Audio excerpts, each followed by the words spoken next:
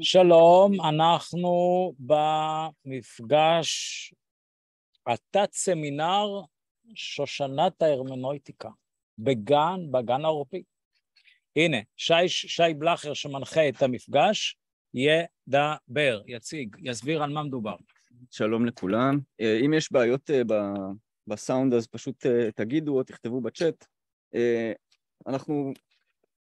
הפרויקט הזה של השושנה הוא התפתח מתוך משפט שבודד מתוך מאמר בכלל.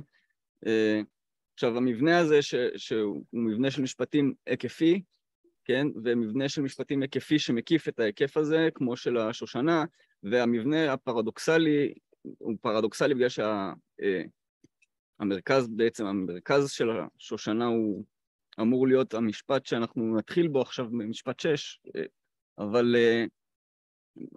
בדיוק מה שמוסתר, אז צריך להתחיל לקרוא אותו ואז לשכוח אותו ולעבור למשפטים שמקיפים אותו ומתייחסים אליו. לכן זה גם המבנה שהולם לתוכן, והתוכן שמותווה באמצעות המבנה הזה. איציק אמר מקודם שאפשר פשוט ליפול אל הטקסט הזה, כן, לבחור איזה עלה כותרת ולהתחיל ממנו, אבל זה בדיוק היתרון של המבנה, ואנחנו נחזור גם אל המבנה עם מה שוויטגנשטיין מנסה לעשות עם המבנה של הטרקטטוס, שחלק ממה שהוא מנסה לעשות זה שהמבנה של המשפטים בונים את הבניין, שאי אפשר לחלץ ממנו, אז אפשר לחלץ ממנו מובן בודד, בלי שיש את כל המבנה, כן? ועד כאן זה פחות או יותר ברור. נראה לי שאתה מדבר עליהם, אני פתאום מרגישה שאני מקשיבה להם. אוקיי. רגע. דבר חופשי. מפה גם שומעים אותי. אני מעלה את הטקסט לזום. כן. אז מה שנעשה, אנחנו נתחיל פשוט לקרוא, נעבור פסקה לפי צורה מסוימת שאני ואיציק כבר מספרנו. את צריכה כזה? יש מישהו פה, לא. מה? כל אחד דאב לעצמו. ואחרי כל פסקה, או... לא, יש אחד בשבילה? כן, בטח. אחרי כל פסקה שנקרא, או רצף של פסקאות, אנחנו ננסה לפתוח אותן, אבל אם פשוט קוראים את הכל, אז דברים הולכים לאיבוד. זה כל כך טעון, זה כל כך טעון, אין טעון. רגע, אולי אני כן אסביר שוב, מה מדובר. יש את הסמינר הפסיכופוליטי, ששי הוא חבר בקבוצה של הסמינר, גם דבורה, בעזרת השם גם רקפת, יהושע מנחה את הקבוצה. בקבוצה הזו אני קורא מאמר שלי עתיק מלפני שנתיים, ובכל פעם מביא איזשהו ביור ופיתוח שלי, התדיינות סביב משפט 2-3. במפגש האחרון שהיה לפני כשבועיים, לקחתי משפט אחד, ומה שהתפתח מתוך ההתדיינות, התפתח גם מבנה של שושנה, של טבלה שמכילה פסקאות שעוטפות את המשפט הזה, וקראנו את השושנה. במפגש הנוכחי אנחנו מביאים שושנה עוד יותר מפותחת, עוד יותר סבוכה. ושי שינחה את זה יסביר גם איך אנחנו זה, וגם איך נתנהל מול הבנות, החברות בזום, מבחינת דיון. טוב, אני חושב שכדאי שפשוט נתחיל עם לקרוא את הליבה שהוא משפט 6, וגם ככה גם נעמוד על הפרדוקסליות גם של המבנה וגם של המשפט הזה. כן? אוקיי. אז משפט 6, הריבוי של האחד ומטען רגע, יש לכולכם, לא, זה צריך לדפדף עד שתגיעו לדף צהוב. תדפדפו עד שתגיעו לדף. הוא המשפט היחיד שמודגש בטקסט, הריבוי של האחד ומטען היחסים שלו. רגע, שנייה שהם יגיעו לזה, זה אחרי, באמצע בערך, באחד הדפים, תראו צהוב.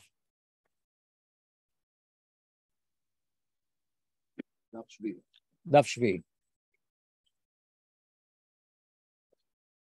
אני מקריא, הריבוי של האחד ומטען היחסים שלו מאפשרים את תחילת הטיפוח הלא אשלייתי והלא פנטזמטי של האחד הפרסונלי לעבר האחד המתמטי סימבולי, כיחידה הבסיסית של הקבוצה, שהוא גם קדם אזרחי ועל כן קדם פוליטי. אוקיי. עכשיו, צריך לחשוב על הריבוי של האחד, וכמובן המאמר עוסק במושג האחד והריבוי, ויש לנו כבר מטען יחסים. עכשיו, המטען היחסים הזה הוא גם מה שהולך להיפתח באמצעות המבנה, וזה באמת המבנה שמה שאיציק מנסה עכשיו לעשות זה מבנה הרמנויטי שמתווה גם את התוכן שלו, כן? אז הם לא נפרדים, ולכן גם אפשר להסתכל על זה בצורה שהסידור שלהם הוא קונטינגנטי, במובן ההרמנויטי, כלומר אפשר לקרוא כל פסקה מכל מקום, חוץ מפסקאות שקשורות לעצמם ושאנחנו יכולים לראות אותם, למשל שתי הפסקאות מימין למשפט 6, הן פסקאות שקשורות לעצמם בקשר הגרירה, כן? אז בואו, כן. אפשר לשאול? כן, אפשר, כי זה התחלנו במשפט הראשון. האם הריבוי של האחד והתפרטות של האחד לרבים, האם לזה הכוונה? אנחנו נצטרך, בזה עוסק כל המאמר, שהמשפט הזה מבודד מתוכו, כן, ביחסים בין מושגי הריבוי והאחד, כן, ביחסים שהחלוקה ביניהם היא חלוקה מצד אחד מתמטית, מושג האחד והריבוי המתמטיים, ומצד שני הפוליטי ובכלל ההקשר החברתי של קבוצה, כן? הקבוצה היא האחד. אז הקבוצה היא... הפרטים הם הריבוי. עם הריבוי של האחד. במפגשים הקודמים הייתה התדיינות בטקסט לגבי היחס בין המושגים של ריבוי וקבוצה. יש איזשהו קשר, אבל אין זהות מוחלטת. זה סבוך שמה. לא, השאלה שלי, מה זה ריבוי? האם ריבוי הוא בהכרח התפרטות של האחד? זאת אומרת שכל היחידות, הן, כמה שלא נוסיף להם, הם תמיד יהיו פונקציה של האחד. לפי המשפט הזה, אני חושב שכן. זה קשור כן. אוקיי. כן, העניין הוא, בגלל שההקשר מתפרט גם להקשר פוליטי, כן, מרגע שיש כבר ריבוי הוא כבר פוליטי, ובגלל ולמתמטי, אז צריך לשים לב, מה שאני סבור שהנטייה הטבעית שלנו היא ליפול כל פעם לסוג אחד של שיח, של דיסקורס מסוג מסוים, למשל הדיסקורס הפוליטי, כן? ודווקא הריבוי הזה, הריבוי גם של הפסקאות וגם של האפיקים ההרמנויטיים שאפשר להגיע, צריך לעורר אותנו כל פעם לצאת מהנפילה הזאת לדיסקורס מסוג מסוים, כדי לנסות לבחון אותו בהקשרים אחרים. זה ככה אני סבור. אתה מבין ששאלה נורא משמעותית, אם הריבוי הוא התפרטות של האחד, או שהוא האתגור של האחד. הוא מאתגר את האחד. נגיד, מגיע פתאום איזה אחד אורי אבנרי, אני שייכת הנזקנת. מגיע אחד אורי אבנרי, והוא פתאום מייצר בתוך הריבוי שהוא כאילו לרגע אחד, הוא אנונימי, הוא חסר, כי הוא רק התפרטות של האחד, כמו אני יודעת מה, הגן של שושנים שהם התפרטות של שושן גן עדן, אבל הוא פתאום, הוא לא נכנס לזה, ובכל זאת, הריבוי מאפשר אותו, והשאלה אם האחד מאפשר אותו. כאילו, אם אני אומרת שמראש אני גוזרת את הריבוי מהאחד, כאילו שכל אני מרגישה שזה לא נותן לי מספיק תנועה. אני כאילו חושבת שהאחד כזה, נגיד, רחמנא ליצלן בן גביר, הוא יכול לאט לאט להיות האחד, הוא כאילו חלק מהריבוי, וכאילו היחסים של כל אחד מהיחידים אל הקבוצה או אל האחד, היחסים שלהם הם שונים, נכון? הם כאילו, אבל יש איזה משהו, ויש נגיד בדמוקרטיה אנחנו מניחים, המחשבה הדמוקרטית מניחה של כל אחד יש אותה נגישות אל האחד נכון? אבל פתאום מביא לך כזה כן. איתמר בן גביר, ואז מה קורה? זו שאלה כמה בן גביר, מה שאת אומרת, הוא חותר תחת האחד, או סתם, אני נתתי לך דוגמה הפוכה, נתתי לך, כאילו השאלה אם מספיק לנו היחסים אחד וריבוי, כאילו ריבוי כהתפרטות, או שמספיק שיש יחיד אחד כדי לשנות גם את האחד, לשנות את האחד. זה בדיוק השאלה של הרזולוציה, האם הרזולוציה היא שהריבוי הוא התפרטות של האחד, או הקבוצה היא אחד היא יוצרת את האחד. כן, אז היא בונה את האחד. אז אני חושב שקודם כל גם המאמר וגם מה שהטקסט הזה, הטקסט הנוכחי שאנחנו קוראים, הוא עושה פרובלמטיזציה על המושגים האלה, ואם נסתכל על החלק השני של המשפט, שהוא קדם אזרחי ועל כן גם קדם פוליטי, אז הקדם הזה זה ניסיון באמת לחתירה להבנה של המושגים האלה לפני שיש לנו התגבשות פוליטית. אנחנו מצויים במארג פוליטי של פוליטיקה של דמוקרטיה, שבה הריבוי הוא גם עיקרון פוליטי, בניגוד לצורות משטר פוליטיות אחרות, הריבוי הוא משהו שצריך להתחשב בו במשטר דמוקרטי ובכלל בפוליטיקה בכלל, אבל כדי שלא להפיל את הדיון הזה על פוליטיקה במובן הכי כללי שלו. כן, אז גם צריך לחשוב את המושגים האלה, כן, בצורה רדיקלית. עכשיו, מה שנעשה, שפשוט נתחיל מלמעלה. נתחיל מלמעלה? רגע. נתחיל מלמעלה, ואחר כך נקרא את שלושת הפסקאות הראשונות מימין, ואז נרד למטה וחזרה אל המשפט הזה.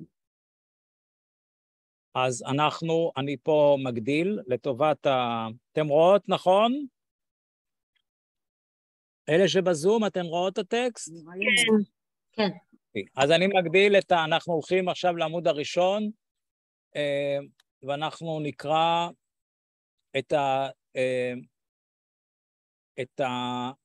את הפינה הימנית. את הפינה הימנית, ומתוך מחשבה על כמובן מה שקראנו עכשיו, על מטען היחסים, כן? אוקיי. יש פה כמה תמות שחוזרות, אחד זה מטען, אחד זה תהום, ואחר כך אני ארצה גם להגיד משהו על ההיטל, בהתאם לכל אחת מהפסקאות שנקרא. מי יקרא? בעמוד הראשון, עכשיו בעמוד הראשון. בעמוד הראשון מימין. אני אקרא? שי, אתה רוצה לקרוא? תקרא, אני אמשיך. אני אקרא. רק אם יש איזה התייחסויות עד עכשיו לאנשים מהזום. נתחיל לקרוא, ואז אנחנו בין לבין נעשה הפסקה לטובת הזומיות, ונשאל אם יש לכם איזה שאלה. אם לא שמת לב, יש לך כאן אורח, גם יורם ביטון הצטרף אלינו. יורם. יורם, אז... אהלן, מועדים לשמחה. יופי, שמח שאתה איתנו. יופי. אז הזומים והזומיות. אז הנה, אז אנחנו בפסקה הראשונה. ננסה להביא במפגש הנוכחי את ההרחבה הבאה עם מטען של אנליזה למילה הכתובה מראש, ששונה מהמנותח עד כה במפגשים ההרמנויטיים. יש לי טקסט אחר. מה? לא, עמוד ראשון. אז למה במפגש? פה. ננסה להביא, רגע.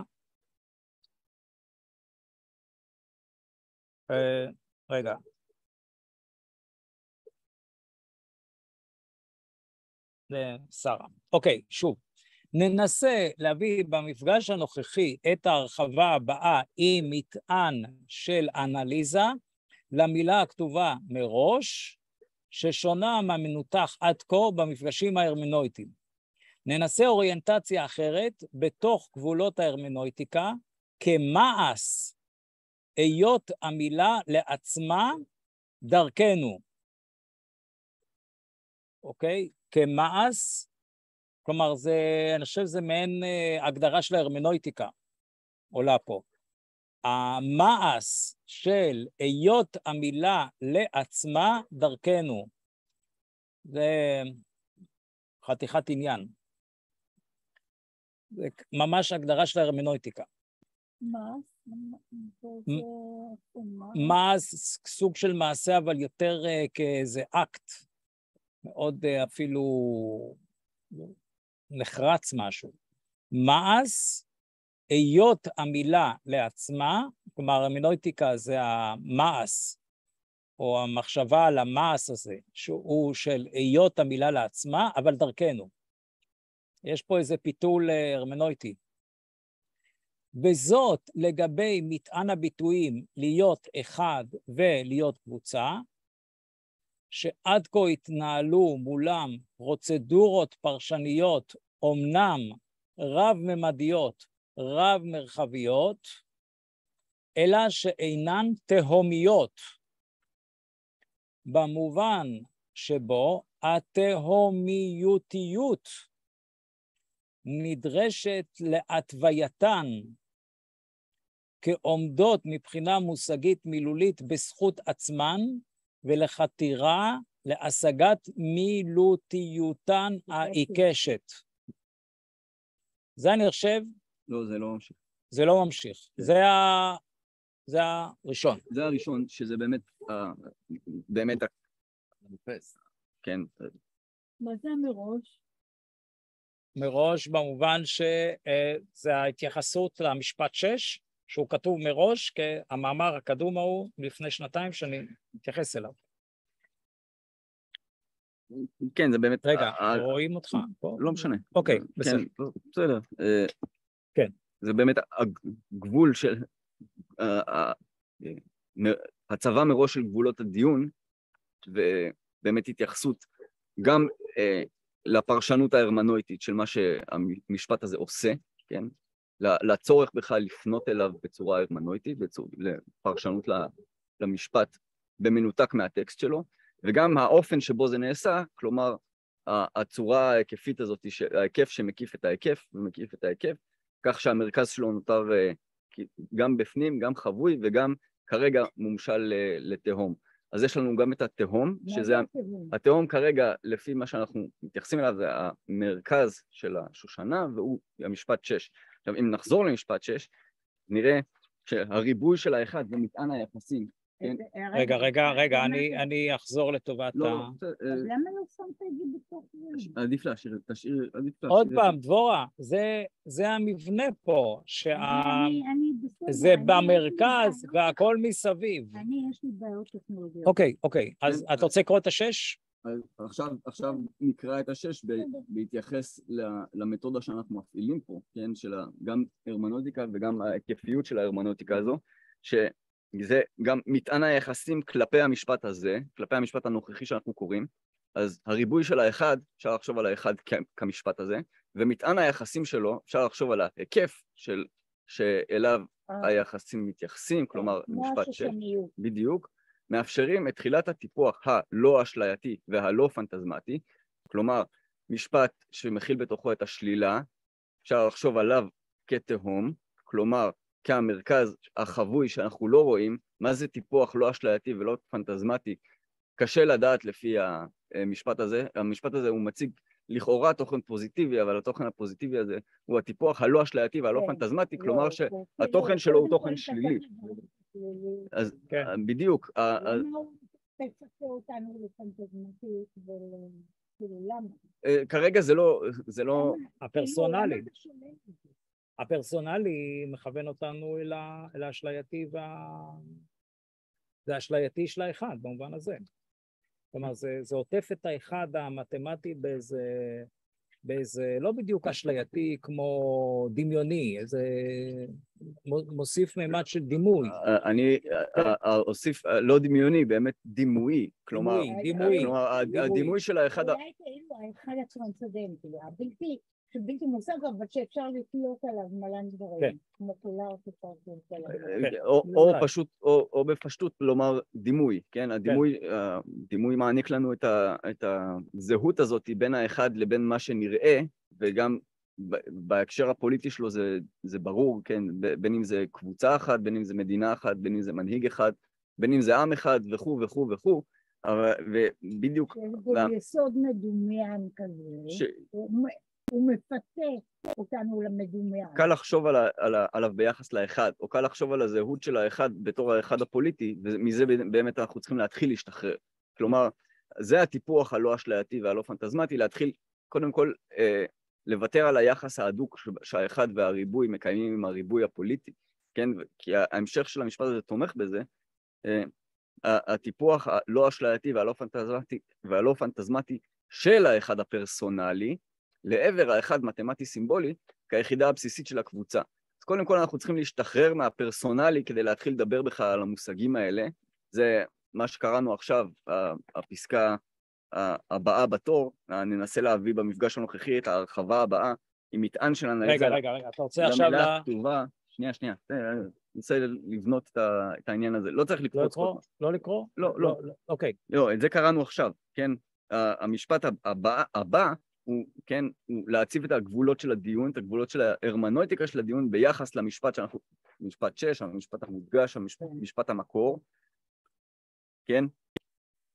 כדי להשתחרר בעצם מהמחשבה על הפרסונלי הזה כמה שמהווה את הזהות אל האחד, ולחשוב על המושגים האלה כיחידה הבסיסית של הקבוצה, שהם, כן, המושגים של האחד, הריבוי, וגם המתמטי סימבולי, הם גם קדם אזרחים ועל כן גם קדם פוליטיים. כלומר, קודם כל, ננקה את הדיון מהמטענים הפוליטיים שבהם הם שרויים, כדי בכלל להתחיל להבין את המושגים האלה מתוך פרובלמטיזציה שלהם, כן?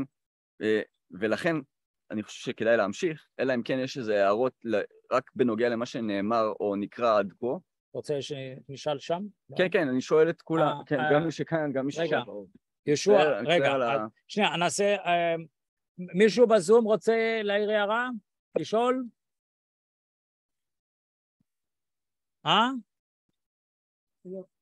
יורם? אני רוצה לשאול, אני עדיין לא הבנתי כמו ש... רגע, ברגמן, שנייה, אז לאט, כדי שנשמע אותך טוב. כמו שדבורה אמרה, הריבוי של האחד זה נראה לי סתירה. לכן רציתי להבין, האם למשל אני כאחד, יש בי הרבה צדדים, האם לזה הכוונה במילה ריבוי? לא, בואו פשוט נהיה צמודים כרגע למה שנקרא, לטקסט, כן? איפה... אולי אתה יכול להסביר לי מה זה הריבוי של האחד, בפשטות. אני אחד, מה פירוש שאני ריבוי? כן, זו שאלה באמת מאיזו רזולוציה את אחד, האם את אחד כי את, כן, לא באמת אחד, כן, את משויכת לאין ספור קבוצות שאפשר לשייך אותן אליהן. כן, אבל אני עדיין אחד. אתה לא יכול להכחיש את זה שאני לא יותר מאחד. אנחנו לא מכחישים, אנחנו מנסים לעשות פרובלמטיזציה למושגים האלה כדי לנסות להשתחרר, כן, מההישקעות שלהם בכל מיני מובנים. וכרגע אנחנו מנסים לעשות את זה מתוך הצמדות למה שנאמר בטקסט. אז זה לא...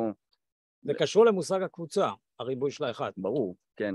שהקבוצה היא, אפשר להגדיר אותה אולי כהריבוי של האחד, נגיד. הקבוצה היא ריבוי של האחד. הקבוצה כריבוי של האחד. אז זה משהו אחר לגמרי, אוקיי. ישנו אחד, ואז את האינפלציה של האחד או הריבוי של האחד מייצרת את הקבוצה, אבל הקבוצה כל הזמן מתנהלת מול המושג הזה של האחד. כן, אבל כאילו בדברים, איך שאתה מציג את זה, זה כאילו שיש אחד שמתפרק. כן, הוא גם מתפרק. כן. הוא יחידת בסיס. לא, כאילו, אבל תבין שיש אפשרות אחרת. אוקיי. שיש אחדים שמייצרים לעצמם אחד. לא, זה גם עולה, במפגשים הקודמים זה עלה כל הזמן. לא, אז כאילו, אז זה לא התפרטות, לא, אבל כאילו, תנסה... את השתמשת במילה התפרטות, זה לא עולה פה בטקסט. זה פה... שנייה. בוא, אתה רוצה... רגע, אבל רגע, מישהו עוד רצה מהזום? לא. יהושע, רצית להגיד משהו? כן, אני שוב, שלום לכם. שומעים? אני כמייצג כאן, אני פסיכולוג קליני ואנליטיקאי קבוצתי, ומייצג את כל בפרובלמטיקה של דינמיקה קבוצתית, הניסיון הזה להשתחרר מיחיד פרסונלי וקבוצה, ולהיצמד וללכת לכיוון הרבה יותר אבסטרקטי, הוא ניסיון מאוד מאוד מעניין, שלדעתי עשוי גם לתרום לדיסציפלינה שאני נמצא בתוכה. זה מה שאני יכול להגיד, לומר ברגע זה, כי הרבה מאוד פעמים אנחנו נגיד בפרספקטיבה שלנו מדברים על קבוצה קטנה עם דינמיקה מסוימת, ואחרי זה יש קבוצת ביניים קהילתית, ואחרי זה יש קבוצות גדולות שהן איזה תוהו ובוהו של, כמו שפרויד כתב, על מסות. ולכן הניסיון כאן לפתח את הדיון הוא מעניין, הוא מרחיב, ובואו נראה לאן זה ייקח אותנו. כן, אני אגיד שני דברים. אחד, כאילו באיזה מין פסיכולוגיה עממית כזאת, יש מבנה לקבוצה, יש תהליכים לקבוצה שזה כמעט מתמטי, זאת אומרת, זה לא משנה מי בקבוצה ומי המנהיג הספציפי של הקבוצה, יש תהליכים שמתחוללים בקבוצה בהיותה קבוצה. כן. דבר השני, אולי אני מקדימה מאוד מאוד מאוד מאוד מאוחר, בגלל שאני נחתתי לפה מהר המילים, זאת אומרת, מהניסיון של הכתיבה, כתיבה קבוצתית. קבוצתית מול אחד. מול אחד, וגם אתם, כל אחד הוא אחד. כי אתם רושמים את השם שלכם. כל אחד הוא יחיד. אז אני אפילו דילגתי על הפוליטי, אני אפילו לא הבנתי שאנחנו מדברים, שאני בעצם באיזשהו, בסמינר הפסיכופוליטי, וחשבתי על הרמנוטיקה, חשבתי על פרשנות לטקסט של אחד, זאת בכלל כבר איזה תהליכים מקבילים לטקסט של אחד, ואנשים שבקבוצה כותבים איתו. עכשיו זה פרשנות למשפט אחד מטקסט של אחד, כן? כן. אגב, הייתה התדיינות בקדם מילה שאת נכחת בו, האם המעמד של הטקסט המקורי של איסו קול של האחד, הוא כמו, אני משתמש עכשיו במילה נמס, הוא נמס לתוך הקבוצה, כלומר הקבוצה כבר כאילו בולעת אותו, הוא כבר לא סוג של, לא, עלה, נגיד המושג של הפיקוס, עץ הפיקוס והסרחים ועוד, השאלה אם המקור הוא כבר נמס לתוך הקבוצה, והקבוצה עצמה היא, לא שהיא מייתרת את האחד, אבל היא עצמה,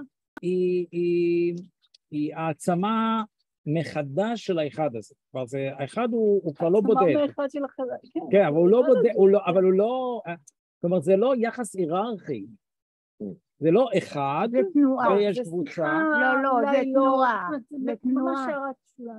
כן, כן, אבל זה, אוקיי. זה ממש מוביל למשפט הבא, כן. אז רגע, אז... הבא אחד שמאלה. אז רגע, אחד שמאלה, אז אולי עוד מישהו יקרא? שי. הטענה המחודשת. רגע, כן, תקרא. הטענה המחודשת הנוכחית נוגעת בשאלת ההוויה הקבוצתית מנקודת מבט מתמטית, כפי שמשפט ממוספר 6 מתחיל לקיים בתוך סעיף ד' שבמאמר האב שאותו אנו קוראים, כן? אז זה עוד הצהרה בנוגע למיקום, כן? למיקום גם הגיאוגרפי וגם ההרמנויטי של מה שאנחנו קוראים עכשיו. ו4, תקרא איציק. המטען הנוכחי. המטען הנוכחי תהומי מתוך הגדרה נוכחת. איציק, לא ברור איפה אתה קורא. אני קורא בעמוד הראשון, את זה, את השלישי. אוקיי, בסדר. המטען הנוכחי תהומי מתוך הגדרה נוכחת, שבה התהום הוא רחש התהום את עצמו לעצמו בלבד, כשקיעה לתוך תהומיותו שיודעת רק את עצמה. כלומר, התהום הוא התאבות התהום. התהומתיות של התהום כמשך השקיעה בלא הבחנת השקיעה, אלא תחושת הירידה בלא הכיוון, מעין שקיעה אינסופית בתוך הורדתיות בלתי מובחנת בין למעלה ללמטה, אופן שבו התוהו אינו מזהה אלא את עצמו כתנועה בתוך עצמו, תנועה בתוך התנועה, שאינה תנועה, אין מנוע בפנים מנוע.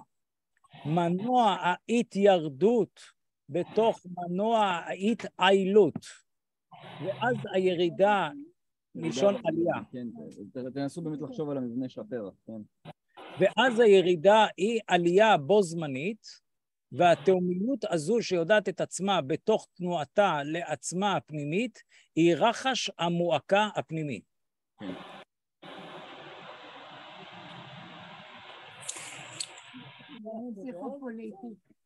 כן. אולי תקרא עוד פעם.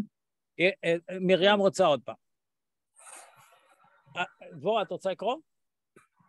לא, אני אקרא. מה זה קשור לפסיכופוליטי? כי זה... התאומתיות והירידה... זה מתגלגל מתוך המשפט, הפסקה הראשונה, ששם נאמר תאמרו, בואו נחזור אחורה לפסקה הראשונה, וזאת לגבי מטען הביטויים להיות אחד ולהיות קבוצה שעד כה התנהלו מולם פרוצדורות פרשניות אומנם רב-ממדיות, רב-מרחביות, כלומר זה מה שעד עכשיו, אלא עכשיו, ומה שיהיה מעתה, אלא שמה שהיה עד עכשיו אינן תהומיות. כלומר, הטקסט פה מציע את התאומיות של המושגים של המילים. אלא תאומיות שאינן תאומיות, מה שהיה עכשיו שאינן תאומיות, במובן שבו התאומיותיות נדרשת להתווייתן כעומדות מבחינה מושגית מילולית בזכות עצמן ולחתירה להשגת מילוליתיותן העיקשת. אז זה מה שהטקסט מנסה להציע כמשהו חדש, איזה שקיעה לתוך התהום של המילים, ולא לרב-ממדיות במובן הקודם. כלומר, גם להשתחרר מהקשר, כן? לוותר על ההקשר, זה השאלה על הפסיכופוליטי וגם על הפוליטי בכלל, לא הפסיכו. כן?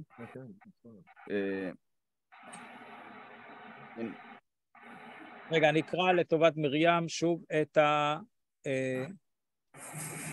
החלק השלישי, הפסקה השלישית. המטען הנוכחי תאומי, מתוך הגדרה נוכחת, שבה, יש פה איזה מעין הגדרה של התאום. רק שנייה, אני אגיד, כן, יש פה, חלק ממה שעולה מהטקסט הזה, זה העניין של הרפרנס, כן? זה העניין גם ביחס של הפוליטי אל המתמטי, אם חושבים על מושג האחד, וגם על היחס של ההיטל. כן, אנחנו עוד רגע נקרא את זה. זה בפסקה הבאה שאני רוצה לקרוא. אבל העניין... רגע. שנייה. אחד, רגע. אנחנו, רק שנייה, אנחנו קוראים את זה במסגרת 6. זה המסגרת האזמנית, מאוד אליה, וצריך להשתחרר קודם כל מההקשר, כדי לנסות להבין את המבנה הזה שמוצע כאן, שנייה אחת, צריך להשתחרר מהמבנה שמוצע כאן, כדי להבין את המבנה של המילה, כן? זה המבנה, צריך קודם כל להשתחרר מהמבנה של ההקשר. אנחנו מעפילים להר המילה. לא, אנחנו לא בהר המילה עכשיו, אנחנו בטקסט אחר, אנחנו במבנה של השושן, ומה שהפסקה האחרונה שקראנו, שעצרתי אותך באמצע, זה בדיוק לנסות להתוות את המבנה שלו, כן? תנסו עכשיו על המבנה ולא על ההקשר. זה הרעיון של רגע. הרעיון של התהום, שנייה. שהוא משפט 6 כאן, לפי האופן שבו אנחנו קוראים אותו, או לפחות לפי הקריאה שלי, זה הרעיון של ה-self-reference, כן? זה חלק מהדברים שתכף פה. יש את העניין של ה-self. וזה האופן שבו אני מציע לקרוא את הפסקה הזאת. רגע, אז רגע, מרים שאלת שאלה משהו? כן, אני רוצה לשאול משהו. כמו שאני מבין, כשאתה כל הזמן קורא את התהום, אני מרגישה את רוח אלוהים מרחפת על פני המים של תהום, אבל אם אני אלך לדבר, זה איזשהו, מה שאתה מתכוון בתהום, זה איזה חיבור בין הצליל של המילה, בין המילה, בין הצליל שלה, בין המשמעות שלה, בין האני, או אנחנו, לא משנה משהו, שנוצר איזה משהו כתהום, שממנה אחר כך יש ירידה ועלייה, שזה כמו מים מבעבעים של המשמעות. כן, אבל זו ירידה שאנחנו מבינים כשקיעה וירידה, אבל זה, כלומר, במצב התאומי זה בו זמני, זה ירידה כן, זה משהו מבעבע, אני מבין. או ריחוף כזה, אבל יש ירידה ויש עלייה, רק זה מצב פרדוקסלי שאנחנו לא יכולים לדמיין, זה הבו זמניות, גם ירידה וגם עלייה. זה גם, אתה מצביע גם לדעתי על איזה מסתורין שקיים בתוך הדברים, שאנחנו לא יכולים לפרשן. גם לעשות טוב על המילה, קודם כל כסלף רפרנס, כן? קודם כל כמשהו שהוא מתייחס לעצמו, עוד לפני בכלל שאנחנו, ככה חשיבה מושגית על המושג מילה, או על המילה מילה, כן? זה לא אותו דבר, קודם כל כמשהו שמתייחס לעצמו, כן? זה... כן. איך זה קשור, הסלף רפרנטיות, איך זה קשורה לתהומיות? כן, אם אנחנו חושבים בהקשר של מה שאנחנו קוראים עכשיו, ולא רק באופן כללי, אז זה בדיוק המבנה של השלילה של משפט 6, כן? עכשיו נקרא אותו שוב, אין צורך לרדת אליו. הריבוי של האחד ומטען היחסים שלו מאפשרים את תחילת הטיפוח הלא אשלייתי והלא פנטזמטי של האחד הפרסונלי לעבר האחד המתמטי סימבולי, כיחידה הבסיסית של הקבוצה, שהוא גם קדם אזרחי ועל כן קדם פוליטי, כן? זה התהום שאליו אנחנו מתייחסים בכל המשפטים הבאים, כן? המשפטים הבאים בעצם מרכיבים את הפרשנות שלנו. אבל רגע, אבל צריך להבין שהקדם פוליטי וקדם אזרחי בטקסט מובן גם כמצב בלתי אפשרי. כלומר זה בתוך איזה בלתי אפשריות. אנחנו תמיד בהקשר, אנחנו בהקשר מגדרי, אנחנו בהקשר פוליטי, אנחנו בהקשר... בואו, את נמצאת בהקשר, את בחיים לא תהיי, את לא רובינזון קרוזו, את לא תהיי מחוץ לזהו. כן. אבל תנסי לחשוב את המילה אחד או ריבוי. בלי כשאת משוללת קונטקסטואליות פוליטית, חברתית או... יופי, מעולה. זה סוג של תרגיל שהוא דון קיחוטי, הוא מיותר, הוא מופרך, הוא בעייתי, הוא לא אחראי, הוא אידיוטי, אבל הוא כאילו... אפילו לחשוב על המילה גם כן, לא בתוך.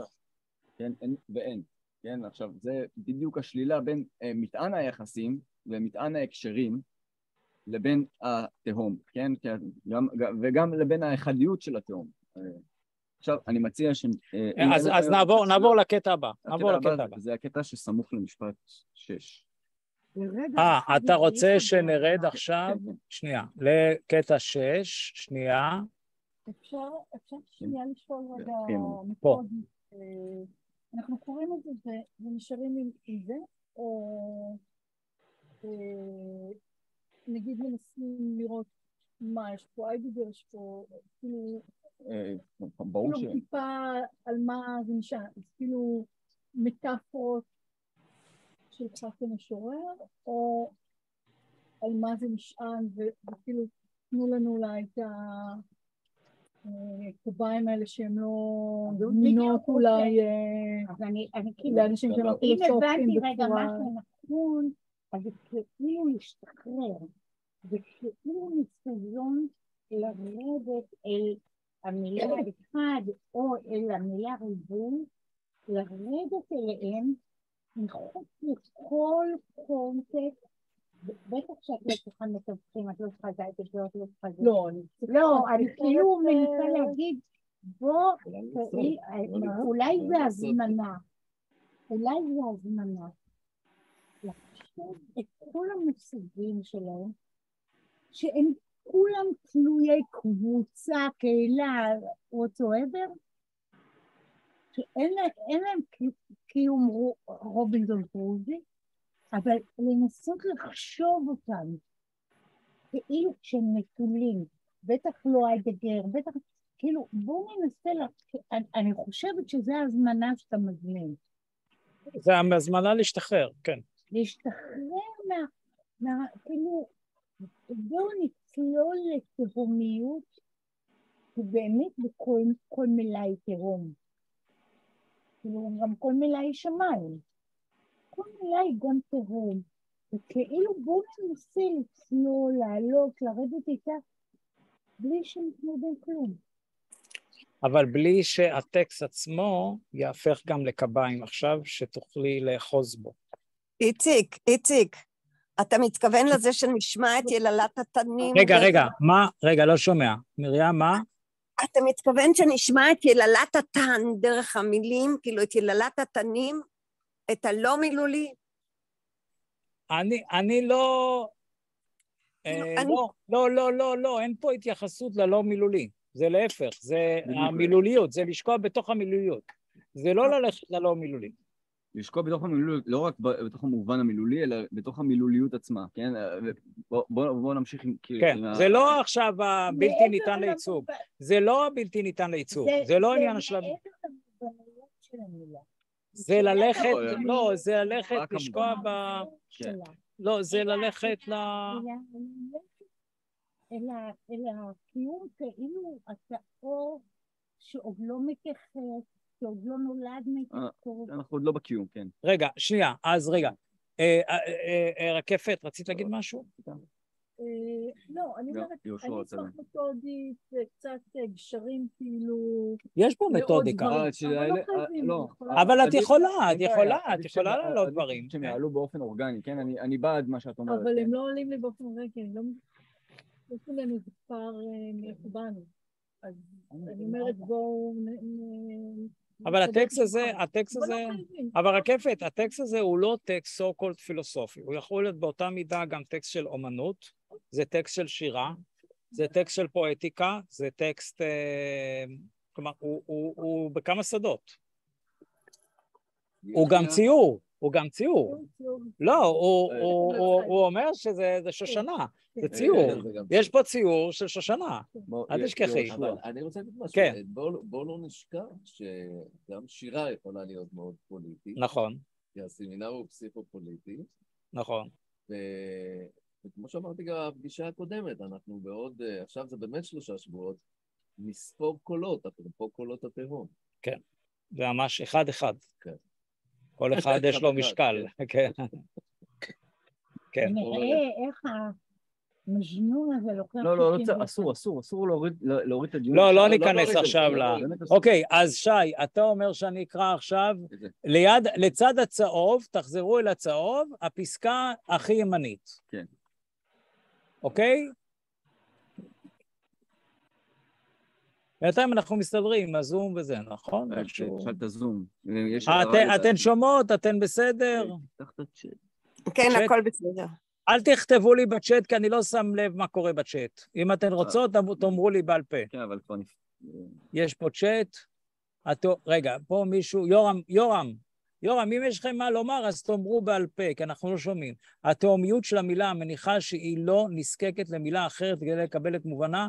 יש כאן ביטול ההקשר, ערעור של רעיון המשמעות שנוצרת רק מתוך הבדל. טוב, זה מה שעלה עכשיו עם דבורה, אני חושב. השאלה אם, יורם, אם אתה שומע, אם הדיון שנערך פה, אם הדיון שנערך פה עכשיו פחות או יותר עונה לשאלה הזו. שומע ביטו, יורם? תודה, אוקיי, טוב. בוא נמשיך. אוקיי, הוא אומר בהחלט. אבל תנסו באמת כי אני לא שם לב תמיד לצ'אט. אוקיי, אני ממשיך. ננסה להביא הרחבה מתוך התאבות ההרמנויטיקה הנוכחית בהצרנתה את עצמה כהרחבה עצמית, תוך תנועה פרשנית של משמעות המילים הנפגשות איתה, כלומר ההרמנויטיקה כאן היא בו זמנית רפלקסיבית, השתקפותה העצמית וגם מושאית. כאשר מושאיותה תלויה בהשתקפותה העצמית. ואת זה אני מוסיף, זה בדיוק הפיתוח של הרעיון של התהום, כן? כן, והיא תראה, רגע, כן? זה הסלף הדיפרנציאליות של המילה, את עצמה, כן? אז בואו נחשב, מה המושא של המילה? אחד. מילה אחד, כן? רגע, אז אוקיי. כן, תמשיך. ויתרה מכך, היא תוצר של פעולתה ההשתקפותית בעצמה, בתנועה שבה התנועה בתוך התנועה, מאפשרת לתנועה הפנימית של ההשתקפות העצמית לתרגם עצמה גם להתייחסותה המושאית, וגם התנועה החיצונית כלפי המושא מתרגמת את עצמה לתנועת התייחסות הפנימית. יתר על כן, התנועה הפנימית והתנועה החיצונית הן מעבר להנצחה פיזיקלית ריאלית, כלומר התנועה בתוך תנועה היא כמו אלחם הצליל בתוך הצליל, או המלודיה בתוך המלודיה, כאשר התו הפנימי בתנועה זהה לתנועה הרחבה יותר והחיצונית כביכול. ויתרה מכך, שהתנועה הפנימית והחיצונית לעתים מובנות להפך, ואז המושאיות היא התנועה הפנימית, ואילו הרפלקסיביות העצמית היא התנועה החיצונית. יש פה מעין איזה המשך כזה, אתה רוצה שאני אקרא את ההמשך? כן, בטח. שש, שבע, כן. רגע, זה מי שמתחתיו? לא, זה ההמשך. רגע, אחר כך, לא. לעלות למעלה? כן, לא, כן, זה ההמשך. אוקיי. אז אני קורא עכשיו בצד של הצהוב, שוב. כן. אזי ההרחבה היא באופן התנועה ההרמנויטית הפנים-חוצית, כאופן של הצרנה, הבונה את ההצרנה תוך הצירון עצמו שמצרין. ואז זו הצרנה כפולת תנועה, שנוגעת במשמע של המילים הנקראות כאן, לאור ההנחה החדשה אודות רצף המילים כאיותים שמעבר לעצמם. ולקרוא את ההמשך? כן, זה המשך. ואז זו מתמטיקה ריקה בניגוד למתמטיקה מלאה, שתמיד היא זו שמתקיימת בסופו של דבר. כן, כלומר ההקשר, כן, מה זה מתמטיקה מלאה? זה ההקשר של איזה קבוצה את חושבת? כן. לא, בסדר, שנייה, לאט לאט. בעוד מתמטיקה ריקה היא עצמה אידאה שאף פעם לא יכולה להתממש, כי אין אפשרות לספרות להתקיים כסימן ריק, ללא שום רפרנס במציאות. הספרה 2 אינה אפילו מסמן, כי היות מסמן סיגניפייר, משמע היות פרט מהסימן לעבר המסומן והרפרנס. הספרה 2 כמתמטיקה הריקה היא כלום בתוך כלום, שאינו מורה על כלום. תאום שמעבר לכל צורה של תאום.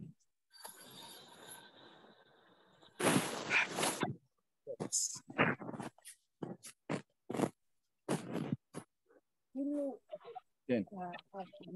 חריגה למתמטיקה. זה חריגה... כן. למה חריגה? לא, אם דיבור על המתמטיות ועל השתיים, יום יורד, אם היא הייתה מבהירה, הייתי מתה עליה, אני מספקת אותה, והיא לא מבהירה לי.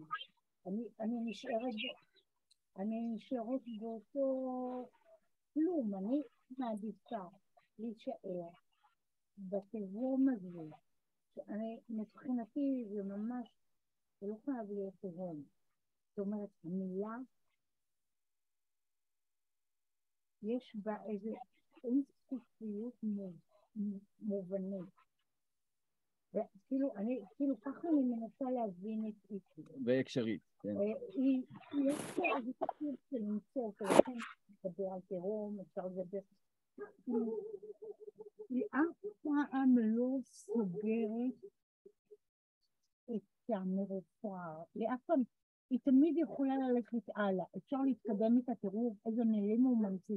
אפשר להתקדם עוד ועוד ועוד. הרעיון לעשות לזה פרובלמטיזציה זה לחשוב ולחסום את הרפרנס, כן? זה לנסות לחשוב במנותק מהרפרנס. כן, אני רוצה להגיד, אוקיי, אתם חושבים שאתם אומרים מילה, אתם אומרים שולחן, אתם אומרים צלחת, אתם אומרים פוס, אתם חושבים מה אתם אומרים, אבל אתם לא יודעים, יש לה תיאום. מה, איפה השולחן היא עצמה כשלעצמה? כן, במובן הכי, אני אמרתי את זה לפני הזום, איפה את בתמימות הזו? זה מה שאני... שאלה של ילד קטן, מה זה המילה שולחן, המילה שולחן, איפה היא לעצמה? המתמטיקה לכאורה מספקת לנו את הכלי להבין מושגים, שנייה, בסדר. לפי איך שדיברתם אותה, ברור שלא, ברור שלא. לא, אבל היא...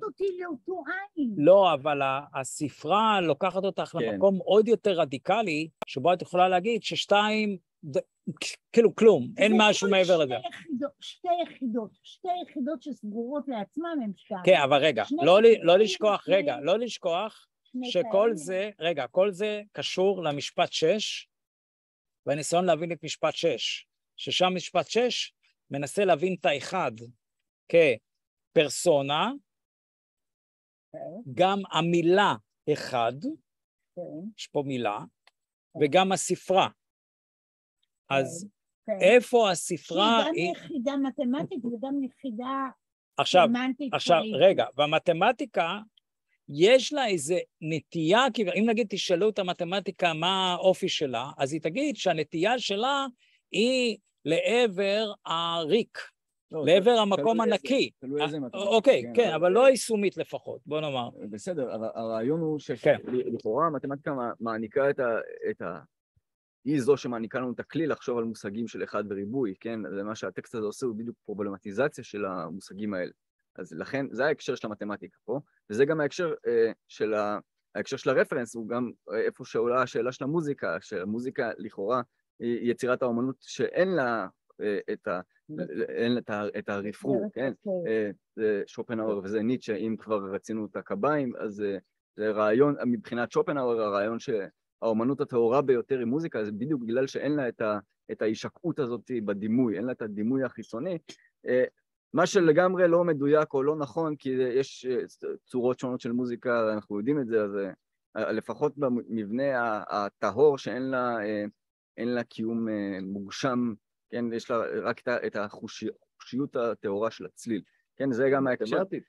כן, וכמובן שאפשר לעשות לה את הרדוקציה למתמטיקה, וזה עוד קו. זה עוד מפיתגורס. זה גם דקארט ראה במתמטיות של המוזיקה, את היכולת ליצירת אומנות גם כן טהורה. כן, אז עם כל הרפרנסים האלה, זה גם ההקשרים של המוזיקה פה, וזה גם ההקשרים של המתמטיקה פה. אז הרעיון הוא גם להשתחרר מאיזה קרקע מושגית שהמתמטיקה לכאורה מספקת לנו, כן? זה לחשוב על מושגים של אחד וריבוי כגם קדם מתמטיים, כן? לא רק קדם פוליטיים. קדם מתמטיים. זה העניין, שהמתמטיקה הריקה היא אולי באמת קדם מתמטיקה. שזה כאילו עוד לפני שמתמטיקה מתחילה. נכון, לא, זה העניין, שזה הפרסום של הבלתי לגמרי. מתי שתיים היא מנותקת מאחת? היא לא עכשיו בתוך מתי המילה השנייה? לא קשורה עכשיו. מילה. בסוף נדבר על המילה, כן? לא על המספר, לא על היחידה. אבל עוד פעם, זה אופק בלתי אפשרי. לא, בסדר, אנחנו בתוך זה, אנחנו מנסים לחשוב את זה, לא רק, זה לא שאלה עם מענה או הגדרה, זה לנסות ממש לחשוב את זה. עכשיו, אם נמשיך לאן? אפילו המילה שתיים, רגע, אפילו הספרה שתיים, היא לא מורה לי, היא לא תמיד לעולם מורה לי על שתי יחידות, על שתי יחידות שכאילו, יש לה עוד משהו, המילה שתיים, כן, הנה, היא לא רק בגלל ההערה הזאת. היא לא רק מרפררת לשני דברים, שני בקבוקים, שתי כוסות. בטח, זה הבעיה של קאנט, כן? זה הקשר בין שתי כוסות לבין שתיים, זה מה שהוא יגיד, אחר כך סינתטי אפריורי, כן? יש לנו את היכולת הזאת, לכן המתמטיקה היא בעיה טרנסצנדנטלית, מה הקשר בין השתיים, בין הספרה שתיים לבין שני בקבוקים של השולחן, כן? זו שאלה. כן, זו שאלה זה שאלה או יש לך תשובה? טוב, יש אין ספור תשובות שניסו לתת לזה, כן? זה לא... זה גם שאלה של הייצוג, זה גם שאלה באפיסטמולוגיה. אבל השאלה אם יש משהו... לא, אבל השאלה היא תשובה. השאלה היא אם יש שתיים שמתקיים ללא קשר ליכולת להצביע על שתיים כאלה, כאילו, האם נוצר לשתיים מובן שהוא מעבר ליכולת להצביע על בפועל לא. לא. נשאר לה משהו? יש בה משהו טהור? המילה שתיים, כן. יש, המילה, אני חושבת שמה שאני הבנתי ממנו, כן, זה לא רק... אבל גם הספרה. יש משהו טהור, כי נגיד, עוד לא חשבנו על פרדים, יש שני פרדים, או שני חד-קרנים. נכון. והשניים הוא אינסופי במובן הזה. תראו, רגע, כל זה מתפתח מתוך מאמר שהכותרת שלו היא רק לא ביבי. עכשיו רגע, שנייה, אני כן צריך לתת את הקונטקסט, ואחר כך שיניתי את הכותרת רק לא אחד. אז כשאנחנו אומרים רק לא ביבי, זה העניין. מה זה הרק לא? לפרסונה הספציפית הזו? או זה המתח לפרסונה הספציפית, או שזה... לרעיון של הפרסונה... רק אחד, האם אנחנו לא רוצים את... זה רק לא אחד שישלוט באיתן, או רק אחד. אז מפה כל הסחרחורת, זה בתוך המתח הזה. למה אנחנו מתכוונים? עכשיו, ברק לא אחד, או רק אחד, יש בכל זאת איזה סוג של ניקיון, מול הרק לא יודע, ברק, אהוד ברק. עכשיו יש איזה מתח, אז הטקסט מנסה לעשות רדיקליזציה של המתח הזה. כן, אוקיי, עכשיו בואו נקרא את הפסקה שמתחת אם אתם בצד, איפה שהצהוב, הפסקה למטה, תרדו עוד יותר למטה, לניסוח הנוכחי בהתהוותו. בסדר? בא לי מים, אבל... את רוצה סתם מים? אני אביא לך מים מהתמי. אז רגע, אז נחכה קצת. סודה? בואו נשאל את הזום, יש לו בינתיים... יש לכם שאלות? זומים? זום? אם יש זמן, אז הייתי רוצה בבקשה שאיציק יחזור על הנושא הזה של רק לא ביבי, זה רק לא אחד, אף אחד לא מתכוון שזה רק לא אחד. רוצים רק שלא יהיה ביבי, שיהיה אחד אחר, אבל לא ביבי. אז בדיוק השאלה, אם העניין הוא הפרסונלי, או השאיפה לאחד אחר, או אם רק לא אחד, רק לא. אנחנו יודעים שיש לנו ראש ממשלה אחד, אז זה שיטת הממשל שלנו. יש ראש ממשלה אחד, וזה מה שאנחנו רוצים. אבל אנחנו לא רוצים שזה יהיה ביבי. טוב, זה אוקיי, בואו נשאיר את זה בצד. אוקיי, אז עכשיו דבורה, אני עכשיו קורא את הפסקה, הניסוח, רגע, סליחה, מרים, אני עושה שם השתק, יש רעש. מי שכאן, כן, תעברו עמוד. כן, תעברו עמוד אחרי הצהוב, העמוד אחרי הצהוב, הפסקה ליד, בצד ימין. הניסוח הנוכחי בהתהוותו הוא אליכם נונסנס. זה אנחנו חוזרים עוד פעם לרעיון שהמילה מרפרת לעצמה, בואו אנחנו חושבים את זה, את הרעיון הזה. כן, אבל לא במשמעות של... כל מילה. כן, רגע. גם וגם. אבל לא במשמעות של... זה לא לפעמים בטקסט. רגע, אתם מצאתם? לא, רגע. הנה. צד ימין, עמוד אחרי הצהוב. אוקיי. אתם יכולות לראות גם במסך, מה שאני קורא. תלחץ למעלה. אוקיי. הניסוח הנוכחי בהתהוותו הוא אליכם נונסנס, אבל לא במשמעות של חסר משמעות או אי משמעות, אלא במובן של המשמעות של הנון כחלק מהביטול של המשמעות. ואת זה אני מוסיף, הלא אשלייתי והלא פנטזמטי, בואו נחשוב, כן, זה ההקשר, כן. מהי המשמעות של הלא בתוך ביטול המשמעות? בתוך תנועה. כאשר המשמעות של ביטול המשמעות והקליפה החיצונית מזוהה עם הפנימית, כך שכאשר המכונה של הלא עובדת, היא עובדת גם פנימית למשמעות החיצונית, המכנית, וגם למשמעות הפנימית המושאית שאליו הלא מתייחס. ואז התנועה הכפולה הזו מלמדת שהאי-היגיון כאן הוא אשלך עצמי של אי-היגיון, חקירה של הסיפיות הזו, של גבול המשמע, כמו שזה נעשה כאן אודות המשמע של המתמטיקה ושל ההרמנויטיקה ושל הניסוח במשפט 6 שבמרכז השושנה. הלא אשלייתי והלא כן. פנטזמטי, כן. ההליכה לקצה של הנונסנס, של ההשתתות, עוטפת אותה, מקצינה אותה, ומייצרת הצרנה מחודשת שהיא גם הרצנה. זה מהצרנה להרצנה, הרצנה של ההשתתות. כן. זה מאוד יפה כמשורר, אבל עדיין, לרגע אחד חשבתי, אוקיי, איזה כיף. איציק התמקד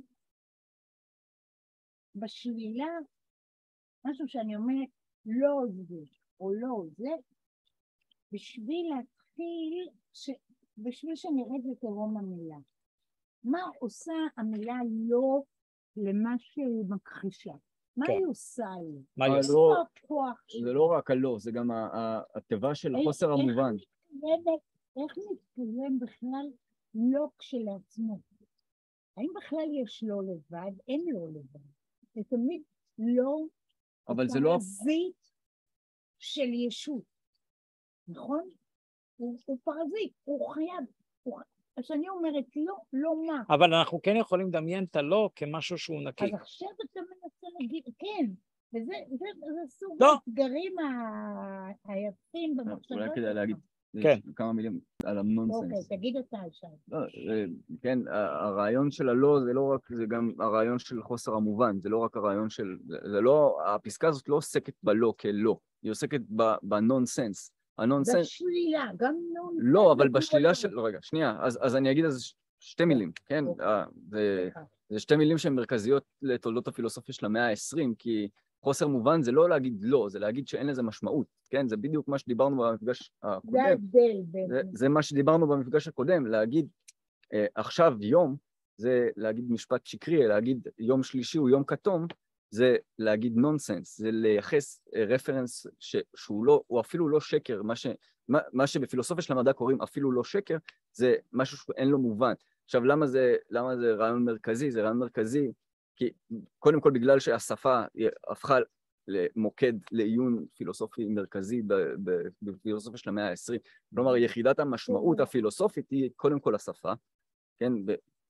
גם אצל פרגה וגם אצל דרידה, כן? זאת על כל הרצף הזה, והנונסנס זה לא רק הלא או שלילת המובן, אלא התיבה הייחודית של חוסר המובן, כן, מה שוויטקינשטיין אחר כך אומר שכל המשפטים הפילוסופיים, כל המשפטים המטאפיזיים, הם משפטים חסרי מובן, לא רק בגלל שאין להם את הרפרנס, אין להם את הרפרנס האמפירי או את הווריפיקציה האמפירית לכאורה, אלא בגלל שאין להם משמעות. עכשיו, אין משמעות או השלילה של המשמעות, זה לא להגיד, זה לא, פשוט... אין משמעות נובעת מזה שאין יצור. לא, בדיוק לא, לא רק בגלל, אלא בגלל שאין מובן למה שאת אומרת, כן? לא בגלל שאין לזה רק את ההוראה, או שההוראה מייצרת את המובן, אלא בגלל שלמשפט, למילים עצמן אין מובן, כן? זה הרעיון של הנונסנס, זה תיבה בלוגיקה, כן? כן? לזה יש משמעות, כן? רגע, סליחה, אבל מה ההשתתות פה? רגע. נונסנס במובן, אני רוצה להגיד לשי, המובן של נונסנס, במובן שאתה אמרת, זה לא השתתות, זה חסר מובן, זה לא השתתות, ולכן גם ההרצנה אין פה, כי ההשתתות זה השתתות שלא קשורה לנונסנס שאתה הסברת כרגע. לא, אני ניסיתי לעשות גניאלוגיה מושגית למשמעות בכלל של... אתה אמרת בדיוק איך הפילוסופיה מתייחסת היום, מאז ניטשה, שאין יותר ערך לשום דבר, הרי הוא ביטל גם את המילה ערך, שאין בכלל ערך. אז זאת אומרת שהכל הוא חסר משמעות, אבל זה לא נקרא השתתות. לא דיברתי על חסר משמעות, דיברתי על חוסר מובן. חוסר מובן, בסדר, גם חוסר מובן זה לא השתתות. לא, בסדר, קודם כל, אנחנו לא דיברנו עוד על השתתות, אני כן חושב שזה רעיון רציני, כן? הרעיון הזה של נונסנס הוא רעיון רציני לא רק בגלל ההשלכות שלו, אלא בגלל שהוא כשלעצמו יצר יצר כלי מתודולוגי כדי לרוקן דברים עם משמעות, לא להצביע עליהם ולהגיד אין משמעות כי אין ערך, אלא להגיד אין משמעות כי אין מובן בכלל למה שהשפה אומרת. עכשיו, מתוך זה אנחנו לא קוראים, זה לא שיעור בתולדות הפילוסופיה, אלא אנחנו קוראים את זה מתוך הקשר, שבו המילה היא self-reference, היא רפרנס לעצמה. כלומר, אנחנו קודם כל מבטלים את ההקשרים השונים שמילה מסוימת, למשל, האחד והריבוי, או האחד והקבוצה, משוקעים בו, אלא אנחנו מנסים לחשוב על המילה אחד בתור הרפרנס האחד לעצמו, כן? ואז לנסות לחשוב על חוסר המובן של זה, לא רק בגלל שאין לזה את ההקשר, לא רק בגלל שאין לזה את הביטוי הפרטיקולרי שאפשר להגיד הבקבוק האחד הזה ולהצביע עליו, בנוטציה, לא רק זה, אלא הרפרור העצמי, לחשוב עליו בתור הנונסנס. עכשיו, הרעיון של ההשתתות שמגיע אחר כך הוא רעיון שכן, שהמחבר אומר שהוא משתתה בזמן שהוא חושב את הנונסנס הזה, כן? זה שני דברים מובחנים. בדיוק, מדובר אבל איך המחבר הגיע לזה? הרצנה של ההשתתות. לא, אבל איך הגעת להשתתות? כאילו, על פי ויטגנשטיין, רגע. הבעיה של הנונסנס נובעת מזה שאתה בוחר סובייקט, מי שאתה מדבר עליו, מי שהנושא שלך, לא, זה לא בעיה נונסנס, זה פתרון. זה הפתרון לבעיות פילוסופיות מבחינת ויטגנשטיין, בטח המוקדם, כן? זה לא, הנונסנס הוא לא בעיה, הוא בדיוק הדרך להגיד שמה שאת אומרת הוא חסר מובן, כן? אבל כל הטקסטים בעולם הם נונסנס. אוקיי, אז באמת קל להגיד את זה, קל גם... לפי זה, לפי הגדרה שלך. אני מאוד רחוק מהמסורת הזאת, כן, אני חושב שזה בעיה שצריך לקחת אותה ברצינות, כן, זה מתווה את כל הפילוסופיה שלה מהשנה האחרונה. לא, כן. רגע, רקפת, כן. להגיד על לא את פרויד, זאת אומרת שאצל פרויד אין לא, זאת אומרת, זה כמו במתמטיקה שכאילו יש את הערך, גם אם אמרת לא, מה זה היה, לא... כן. לא אחד, לא פרסונלי. כן, לא פרסונלי ולא גחמני ולא... לא התכוונתי לזה, התכוונת. אין משמעות ללא. לא, אבל מה... שזה גם, זאת אומרת, גם איזושהי תשובה של המאה ה-20, המאה ה-21, שהיא תקפה, כאילו לא לגמרי. כן, שבלא מודע אין לא. בלא מודע אין, יש לו מודע, לא. יש לו מודע. אבל אין שלילה. כן, לפי פרויד יש לו מודע. יש לו. יש לו מודע. יש לו. שאין בו לא. כן, כן, לא. יש דברים שיודעים ודברים שלא יודעים, ואין לו, אין לו בלא מודע. זאת אומרת, זה נכון, כי מה זה לא מודע, אתה יודע. אגב, העברית מטעה פה, כשעבדתי עם המתרגמת, אני אפילו שקלנו לתרגם מחדש את המושג של האונבבוסטה, הלא מודע, זה מאוד טריקי, כי זה לא, בעברית זה מאוד מטעה. יש מזה מהמימד של הלא מודע, אבל זה גם הולך לכיוון של לא ידוע. בלתי נתפס. אני לא יודעת גרמנית. אני אין לי את הגרמנית של רות גינסבורג, אבל יש שם איזה מתח לא פשוט. לא, היא צודקת שיש מרחב נפשי, שבו אם אתה אומר לא התכוונתי, או אתה לא אומר, כן, זה הכל אותו דבר, אין שם, המשמעות של השלילה נעלמת שם, זה שפה לא לוגית. טוב, זה מעניין, אני באמת לא מכיר ולא כל כך גם מבין את זה, אז זה יכול להיות, כן. אולי בלא מודע, הנון-סנס והסנס הם כאילו זהים. כן. הלא מודע לא... כן, יש לזה משמעות... זו שאלה, איפה הוא? תראה לי אותו. כן, איפה הוא, כן, אוקיי. תראה לי משהו שהוא... טוב, בואו נלך לפסקה אחרת של כל... לא, זה הפסקה הצמודה, כן, פשוט להמשיך. הפסקה הצמודה, אז... אוקיי. אז עכשיו הפסקה שלצידה. ההיותים השפתיים שיקראו כאן מהווים רצף מתמשך שהוא בו זמנית גם סינכרוני וגם נקודתי. הרצף הוא בתנועה של סינכרוניות וגם בתנועה של נקודה. תנועה בתוך נקודה. ואז הנקודה היא בתוך תנועה והתנועה בתוך הנקודה לגבי מצב התנועה בתוך הנקודה. וזה משליך גם על הסינכרוניות שהיא תנועה שלא בתוך נקודה, אלא תנועה בתוך עצמיות עצמה, ככפל של תנועות שנעות במקביל ללא תנועה, כי המקבילות מבטלת במידת מה את התנועה, שהרי א' נעה ביחס לב' בתנועה סינכרונית, ואז שתיהן בתנועה ביחס לג', אבל לא בתנועה ביחס לעצמן מתוך הסינכרוניות. וזו גם התנועה בתוך תנועה, ותנועה מכאן זהה לתנועה בתוך נקודה. רגע, אז יש פה, זה בהמשך, זה לא פסקה אחת. הנקודה בתוך התאבות תנועתית והתנועתיות בתוך נקודה. ההתאבות מכילה כמה גורמים, אבל גם הוויה אחת נקודתית. ההתאבות היא האיות באיותיות, מתאווה שהיא תנועה בתוך נקודה.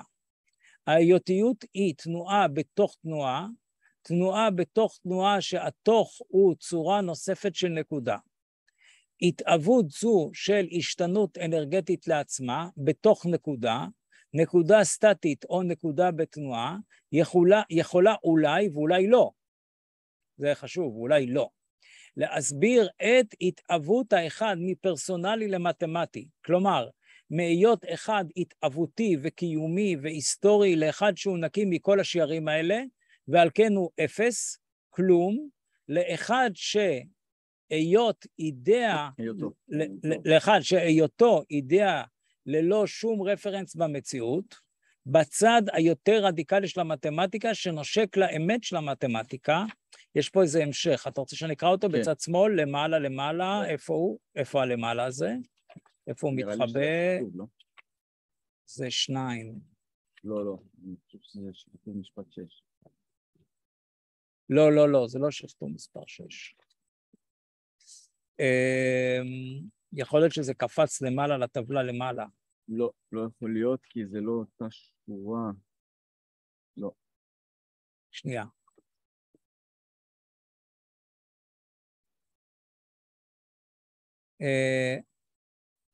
אני חושב שזה ההמשך. אנחנו קראנו את זה אז, הנה, בצד הצהוב.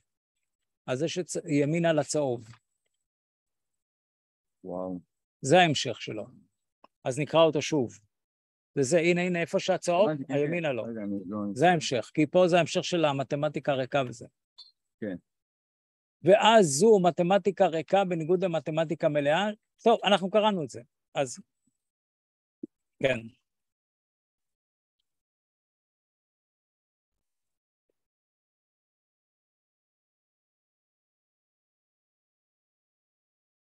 אז בוא תמשיך את שכתוב 6.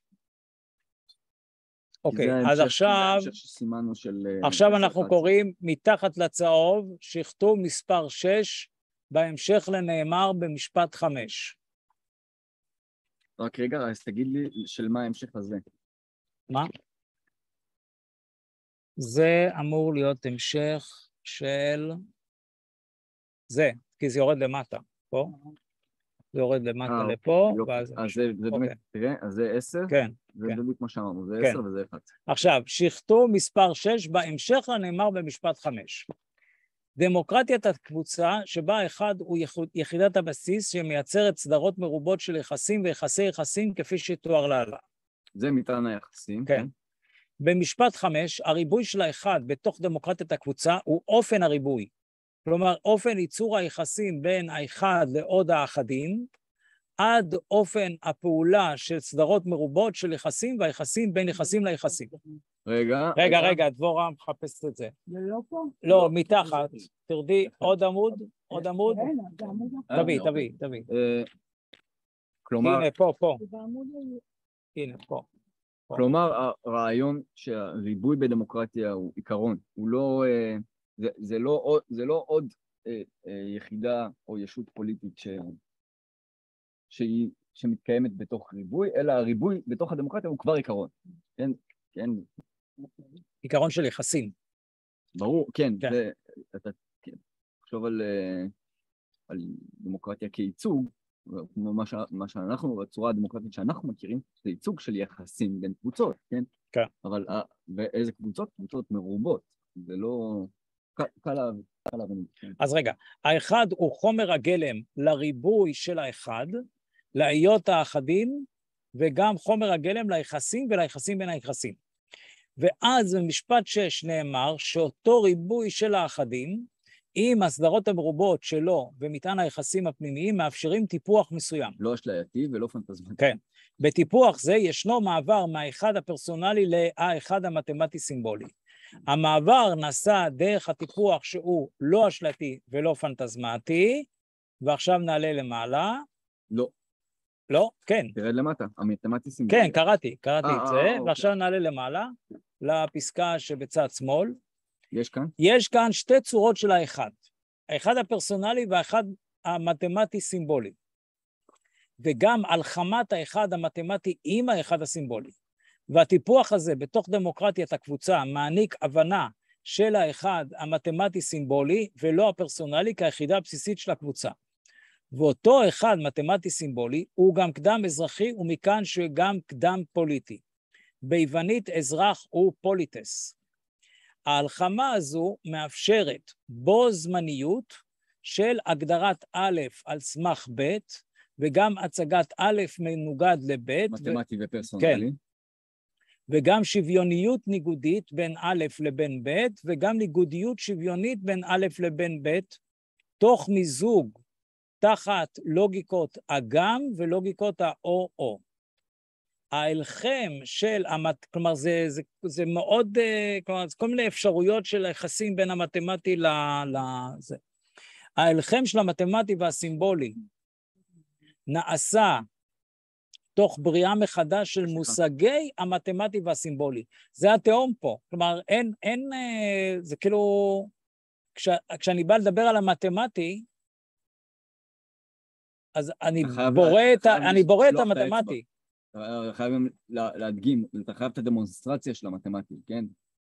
אתה לא יכול ללמד ילד בלי להראות לו את התפוחים, כן? בלי לספור תפוחים.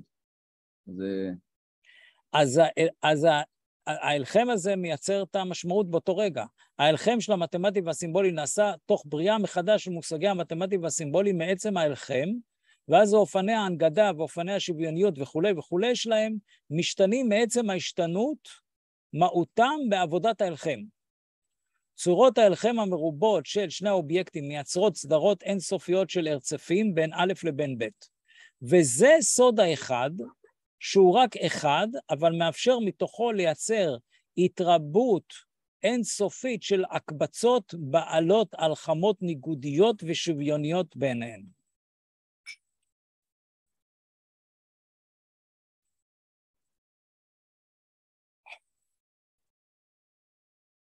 תסביר רק את ההבדל בין שוויוניות ניגודית לניגודיות שוויונית. שנייה. זה פסקה שבלטה ב... שוויוניות ניגודית וניגודיות שוויונית. רק רגע, שנייה. היינו בקבוצות שלנו, היה אחד בריבוי, האם המתמטיקה היא שמאפשרת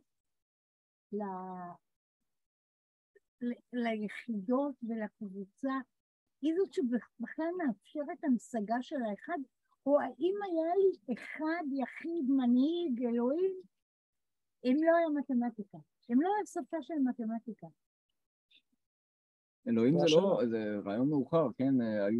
היה ריבוי. היה ריבוי קודם. השאלה שלי, אם אנחנו... אבל אתה יודע, תחשוב על אל הים. נגיד, תחשוב על... אז שנייה, אז דבורה, נגיד, אוקיי, נחשוב על פוליתאיזם, אוקיי. אבל אתה אומר, אל הים. כן, נכון. זה האחד? לא, האחד של התחום שלו, כן, ברור. כן, זה האחד של התחום שלו. ספק. וגם, הרי יהווה... שנייה, אבל יהווה... הוא התחיל בתור האל של עם ספציפי. בא לעזור לי, כאילו. כאילו לארגן את כל פה התחלנו. היא באה עם ניקיון, מפה התחלנו. היא באה עם ניקיון, אבל היא גם מפריעה בו זמנית. היא גם עוזרת וגם מפריעה. מה זה עוזרת? היא נותנת לך את המענה, את הכלי שלפיו אתה יכול לספק תשובה, ואז התשובה היא לא מספקת אותך, אז אתה מבין שזה תדמית, זה עוד תדמית של מענה, והניקיון שלה הוא זה שמאפשר את התדמית. זה, כן, זה המשמעות של התחנות שאנחנו עוברים פה, כן? זה הפרובלמטיות של המתמטיקה. את חושבת שביבי זה אחד. עכשיו זה עוזר לך המתמטיקה, אבל זה גם מכניס אשליה, גם הניקיון עצמו הוא אשליה. כן. כי זה לא ממש אחד, זה כמו תיאוריית האופר, מי שמכיר. בטח, כן, שהיה בזה המון, היו דיונים רבים, בתחום הקולנוע, בתחום הספרות. האם סרט זה עומד מאחורי האחד הבמאי? בטח. אז זו שאלה. בטח. זו שאלה של מלחמת. כן, נפוליאון, כן. מי עושה את ההיסטוריה? העם, והוא מייצר את המנהיג שהוא צריך, או הפוך, המנהיג מייצר... עכשיו רגע, אבל אתה שאלת מה בין שוויוניות ניגודית לבין שוויוניות ניגודית. אני חושב שמדובר על מצד אחד שוויוניות שחושבת את השוויוני בין א' לב' דרך, איך נגיד, הניגוד שלהם? דרך, כלומר, ההמשגה נולדת ממחשבת הניגודיות. כלומר, ישנה, אוקיי, אני שואל מה מנוגד בין זה לבין זה, ואז מתוך זה אני מנהל דיון ואני מוצא את השוויוני. ולהפך, אני קודם כל חושב את השוויוני, ואז מתוך השוויוני אני מסדיר מחשבה ניגודית בין, את ההנגדה בין. כאילו השוויון כעיקרון דמוקרטי, הוא זה שמסדיר את הריבוי, כן? הוא זה שמסדיר את העיקרון של הריבוי, זה השוויון. איך תדע... זה נקודת המוצא, אנחנו בתור יהודים. ברור שלכאורה. אנחנו מתחילים מה? בתור זה שאני אשכנזי ואתה מזרחי, זה נקודת המוצא, ואז נגיע לזה שאנחנו יהודים, או לא, נתחיל בזה שאנחנו יהודים, ואז נעבור מזה לא, כאילו, אתה אשכנזי ואני מזרחי ושכחת להיות יהודי. שכחת להיות יהודי, אז זה אומר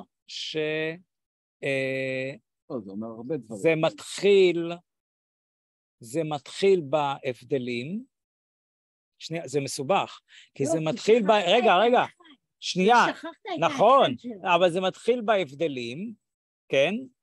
זה הולך אל השוויוני, ואז זה מייצר את הניגודי, כי אתה מחוץ לאחד, אתה לא יהודי בכלל.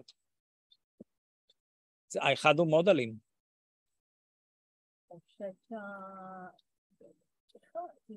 אתה יהודי, ושכחת. שכחת דבר שלא שכחתי. כן, כן. הוא המהות שלך. עכשיו... אז זה מתחיל מהשוויוני. נכון.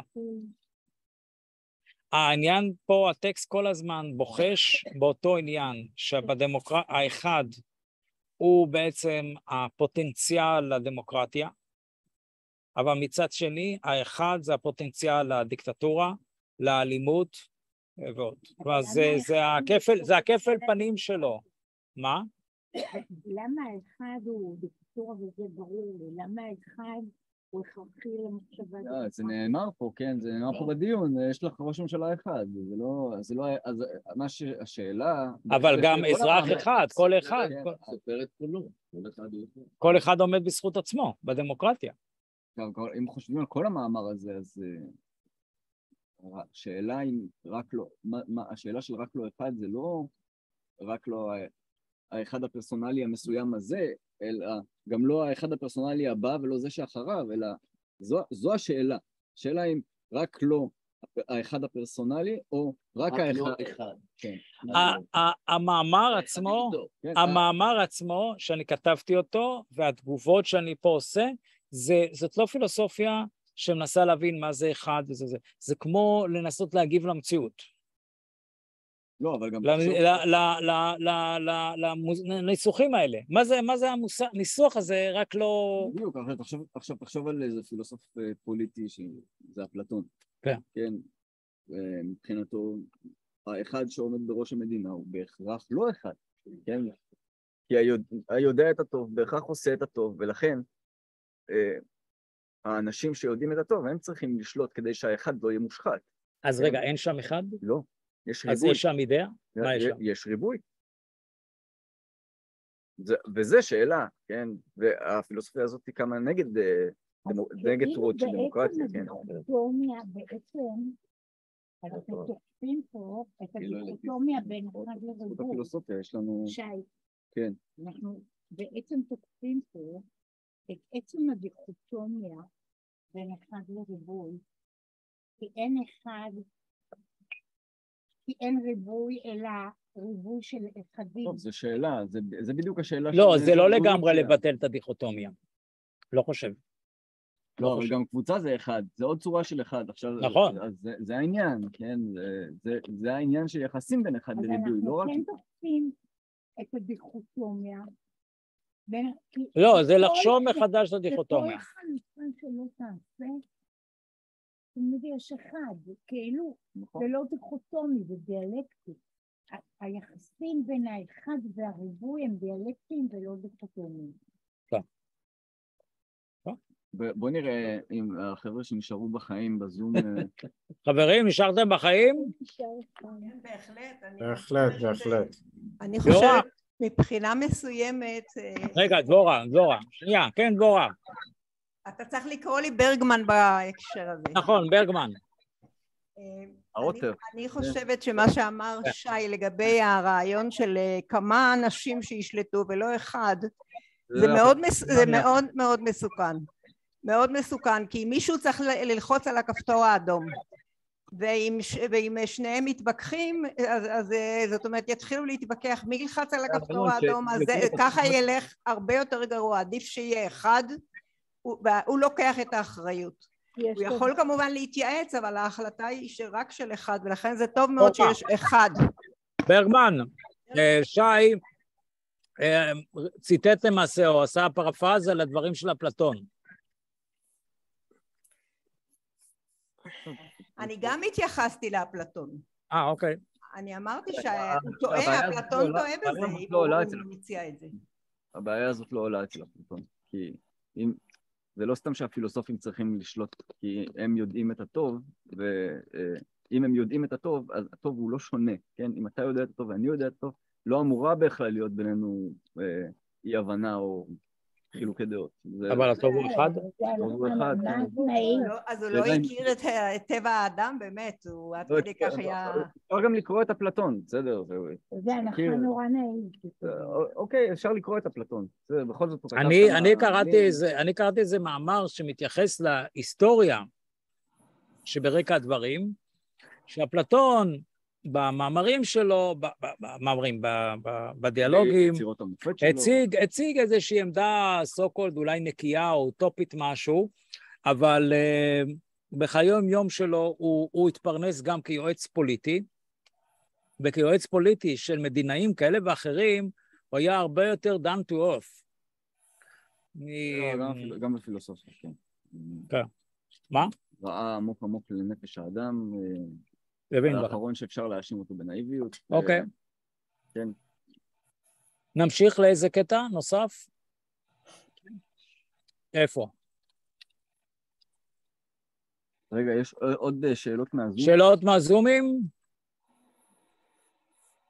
לא, רק שומע איציק. יורם, כן יורם, כן. לגבי הניגודיות שבשוויוניות והשוויוניות שבניגודיות. לאט, יורם, שנסה להבין מה אתה אומר. אוקיי. אתמול נתקלתי במאמר של הרב שגר. כן. שמפרש את רבי נחמן. כן. והוא אומר שהמחלוקת קודמת לשוויון, לשלום. כן. והוא מדבר שם על הרשמיות של הניגודיות. על מה? על הרשמיות של המחלוקת. כן. מחלוקת קודמת לשלום. ואפילו יש לה איזה מקום מועדף, או מקום אחד. אני ככה, וזה התחבר לי קצת למשפט הזה של ניגודיות שוויונית ושוויוניות מנוגדת. כן. רגע, אבל מה זה שלום? שלום כאילו זה שלם, זה אחד, זה מלא, זה סגור. לא, אני לא שומע. שלום זה אחד, זה שלם. אגב, זה גם דרך אנחנו מדברים על אחד במשמעות של שלם? אחד, לא. אני חושב שזה, רק לא שלם. באופק הפוליטי זה הולך לשלם. כן, כן, שלם עם עצמו. שלם גם עם עצמו. לא, זה מוצב כשאלה, מה זה? כן, זה לא... לא, פתאום שלום, כן, שלום זה בגדול מוות, אתה יודע, זה לא... גם הסמל של השלום זה הסמל של המוות, הוא בדיוק ההפך, ההיפוך של סמל החיים. הסמל של הפיס הוא היפוך של סמל החיים, כן, הפיס הוא המוות, אז במובן הזה אפשר להגיד שהקיום הוא במחלוקת. מה זאת אומרת במחלוקת? הקיום הוא... כל התהוות היא כבר צורה של אלימות, אז זה לא... אז ההנגדה הזאת היא בין מחלוקת לבין שלום, זה בין חיים ובין מוות, כן? זה בעצם פריסה מאוד ברורה. אוי. והנה. יפה. רגע, זה גם פרויד מעבר לעקרון העונג, לגבי דחף המוות. נכון. זה כוח החיים בעצם. רגע, דבורה, מה קורה פה? לא יודעת, מה זה לא עובד? אתה קיבלת. אני לחצתי משהו, מה... אולי פה. אוקיי. כן. לא. אוקיי, נקרא עכשיו, אז עכשיו אנחנו קוראים איפה, שי? פה, סימנתי לך, למה? רגע. כן, לא, מה נאמר לחברים? נבקש. בעמוד האחרון, פסקה ימנית. לא האחרון. אחד לפני האחרון. אחד לפני האחרון. קצת למעלה. רגע, יהושע, יש לך... יהושע, בסדר? אתה רוצה להגיד משהו? אוקיי. נבקש אתה להיצמד אל המילים ולהביא פריסה נרחבת. אוקיי? אחד לפני האחרון, צד ימין. כן, נכון. נבקש אתה להיצמד אל המילים ולהביא פריסה נרחבת של המילוליות של המילים, כל אחת לעצמה, וכל עצמה בתוך עצמה כיחידה בתוך מרחב המילים המשפטי שלה. וכל המילים כהרחב מילים, ואלו ביחס אל המילה האחת הבודדת. ואולי יחס זה בין המילה הבודדת למרחב המילים המשפטי, עם הדו-כיווניות בין מרחב המילים לבין המילה הבודדת, עכשיו יש פה סוגריים, רגע, אוקיי, נקרא את הסוגריים, כיחידה של המרחב, והמרחב כיחידה של היטל הבודד על עצמו ועל היותו הבניית המרחב המרובה, אז, רגע, ואולי יחס זה בין המילה הבודדת למרחב המילים המשפטי עם הדו-כיווניות בין מרחב המילים לבין המילה הבודדת, מעניק לנו את אופק הפרשנות אודות הטקסטואליות הזו. איך אתה הולך אחרי מעניק? אני דילגתי על הסוגריים, כי קראתי את הסוגריים ועכשיו... אוקיי, מעניק... עמוד הבא, צד ימין. זה פשוט ממשיך. הטבלה ממשיכה למטה. מעניק לנו את אופק הפרשנות אודות הטקסטואליות הזו, אבל גם מפגין את יחסי האחד והקבוצה בהיות האחד לעצמו, וגם קבוצתי, וגם הקבוצה היא אחת לעצמה וקבוצתית לאחדים שבה. אוקיי, ואז בצד שמאל המשך. ביחס דו-כיווני זה מתאווה לתוך זרימה אחת שקשה להסבירה. דו-כיווניות שאינה באמת בשני כיוונים שונים, אלא היא אנרגיה א-כיוונית אחת. אותו אחד שהוא ממבט שלנו, אנליטי, עכשיו כביכול שניים. מעין שניים שהם אחד. בעניין זה... זה בדיוק הפער של הרפרנס, ההיטל זה מתוך תיאוריית התמונה של ויטקינשטיין בטרקטטוס, זה מה שהמילה מטילה אליו יחס בין דברים ומילים, כן?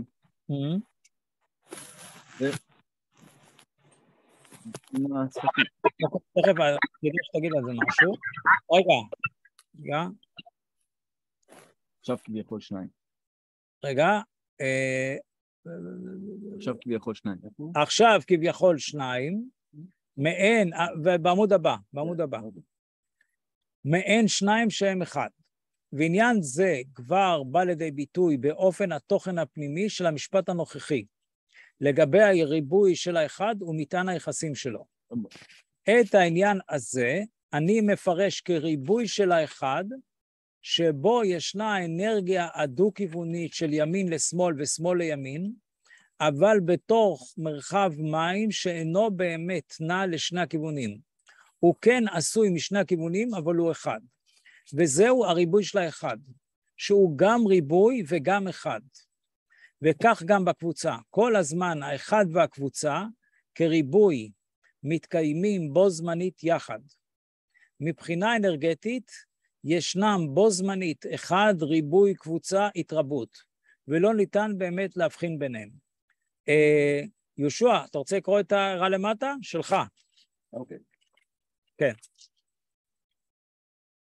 הרחבה זו של משפט 6 סעיף ד' בטקסט שופכת אור על הצללים של מושג המטריקס הקבוצתי, כמו גם מושג הנפש הרשתית של האינדיבידואל בקבוצה, מושגים שמהווים אבני יסוד בפרקטיקה של הטיפול הקבוצתי הפסיכואנליטי, כן. ובכתיבה האקדמית שמתמודדת עם הבנתם והנהרתם בהצלחה חלקית בלבד. התיאור בהרחבה זו גם מבהיר את הקושי שלנו בהבנת מושגים ליקווידים נוזליים או גליים אנרגטיים שאינם עולים בקנה אחד עם צורת המחשבה הרווחת באמצעות מושגים סטטיים. כן. רוצה להגיד משהו על זה? לא. בסדר.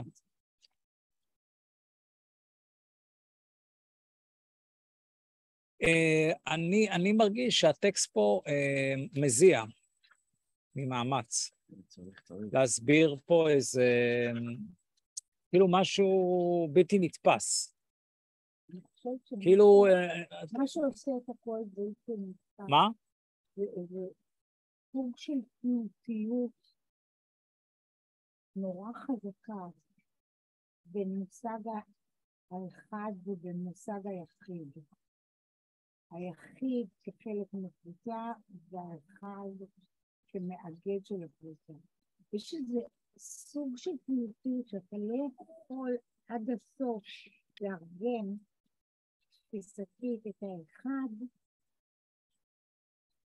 כי אתה פתאום צונח אל היחידות אל האחד של היחיד.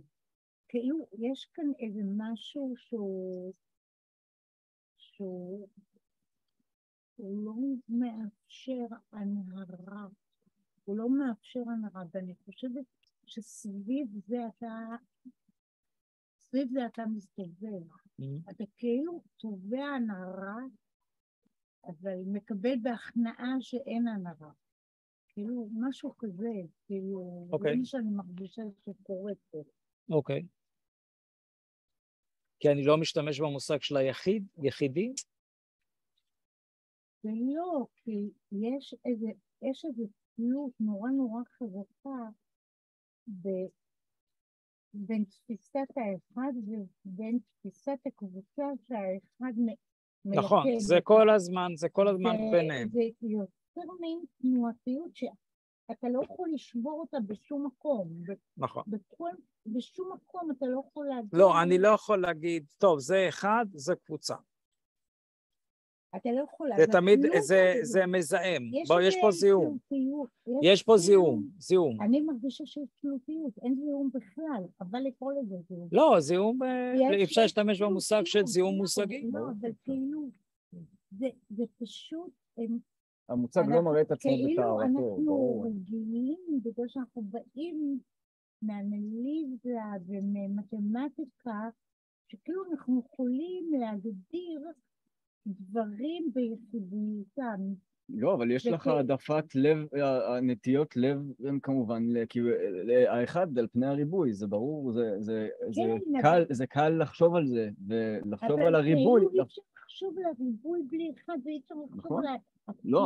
לא, אבל זה לא אומר שאין... המוכרה הזאת ביניהם, שבעצם לא מאפשרת לנו, מצד אחד אנחנו כל כך צריכים אותם כיחידות נפרדות, אבל מידע שאתה באמת בא לחשוב על כל אחת מהיחידות שלעצמה, אתה... אי אפשר.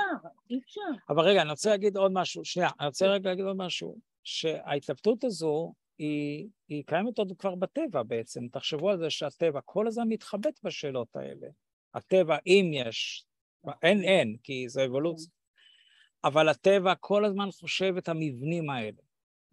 רגע, עדר, איך העדר הכי מוצלח? מה העדר שישרוד? עדר שבו יש זכר אלפא שמחזיק את כל העדר, או עדר... מה גם הדימוי של דגים? דגים. בדגים. או... של היחס בין הספי לממשי, וכאילו יש שם איזה משהו שהשפתי רוצה לגזור, איזה סוג של אנליזה, כן. אבל הוא לא יכול, האנליזה לא יוצאת נקייה. אני אבל רוצה להגיד משהו, הרי כל הפרויקט הזה התחיל ברק לא ביבי. כן. ובעצם, אז רק לא אחד, ובעצם אנחנו אומרים רק אחד. זאת אומרת, אנחנו נופלים כל הזמן לתהום הזו של האחד. כן. זה הנטייה הטבעית, כן, גם כשחושבים על ריבוי, זה שאי אפשר לא לחשוב על ארטיקולציות ועל מארג יחסים בין יחיד או אחד וריבוי, זה לא אומר שאין לך איזה נטיית לב שהיא קודמת בכלל, שהיא תמיד לכיוון האחד, כן? היא תמיד, הרי לחשוב על עצמך, לחשוב על האחד, לחשוב על זה שאי אפשר להגיע לאיזו קלריפיקציה מלאה, או כן, שתתן את המודל המושלם בין היחסים האלה, זה לא אומר שאין לך את הנטייה אל האחד, או האחד יש לו את העדיפות, כן? והעדיפות הזאת, אני חושב שמנסים... זה עדיפות פאלית, זאת אומרת, האחד הוא... כן, ברור. זה עדיפות פאלית. על זה, בדיוק על ה... דיברת על זה שנור אחד, והדגים האלה שמתנהלים, כאילו, אז זה באמת... אבל בדגים האלה, בלק של הדגים, או הציפורים, השאלה אם בקצה, לרגע מסוים, זה יכול להתחלף. יש איזה דג אחד... אבל הלק הוא אחד. יכול להתחלף, זה בדיוק לא אחד. הלק הוא אחד. לא, מעבר לזה שהלק הוא אחד, האם הזרימה הזו של כל הלהקה היא מתאפשרת בזכות איזה דג אחד ששוחה לו, והם כול... יש פה... אנחנו לא יודעים. אבל הטקסט בדיוק מדבר על זה, שרגע, האחד והקבוצה, איך אפשר להבדיל ביניהם?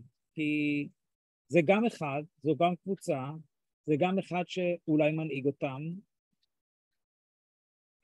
תשמע, אחד הדברים הנורא יפים אצל בובר, בעיניי אחד הדברים הכי יפים שקראו, זה שהוא אמר שבראשית קיים היחס. מה? בראשית קיים היחס, והוא יוצר את האחדים, את שני האובייקטים שמתנהלים. זאת אומרת, אם היחס שלך הוא הוראה, אז אתה יוצר את התלמיד, אתה יוצר את עצמך כמורה. לא, אם אני נוסעת באוטובוס דן, כאילו, אני יוצרת, כאילו, בעצם אני... זה נאמר פה שהקבוצה זה מארג היחסים בין האחדים. כן, אבל גם שאין כאילו הבעיה, והיחסים בין היחסים. אני חושבת שכן, השאלה זה כאילו אנחנו רגילים נורא לחשוב שיש לנו שני אובייקטים, ועכשיו אנחנו נלמד את היחסים ביניהם. הוא אומר, תעזבו אתכם מזה.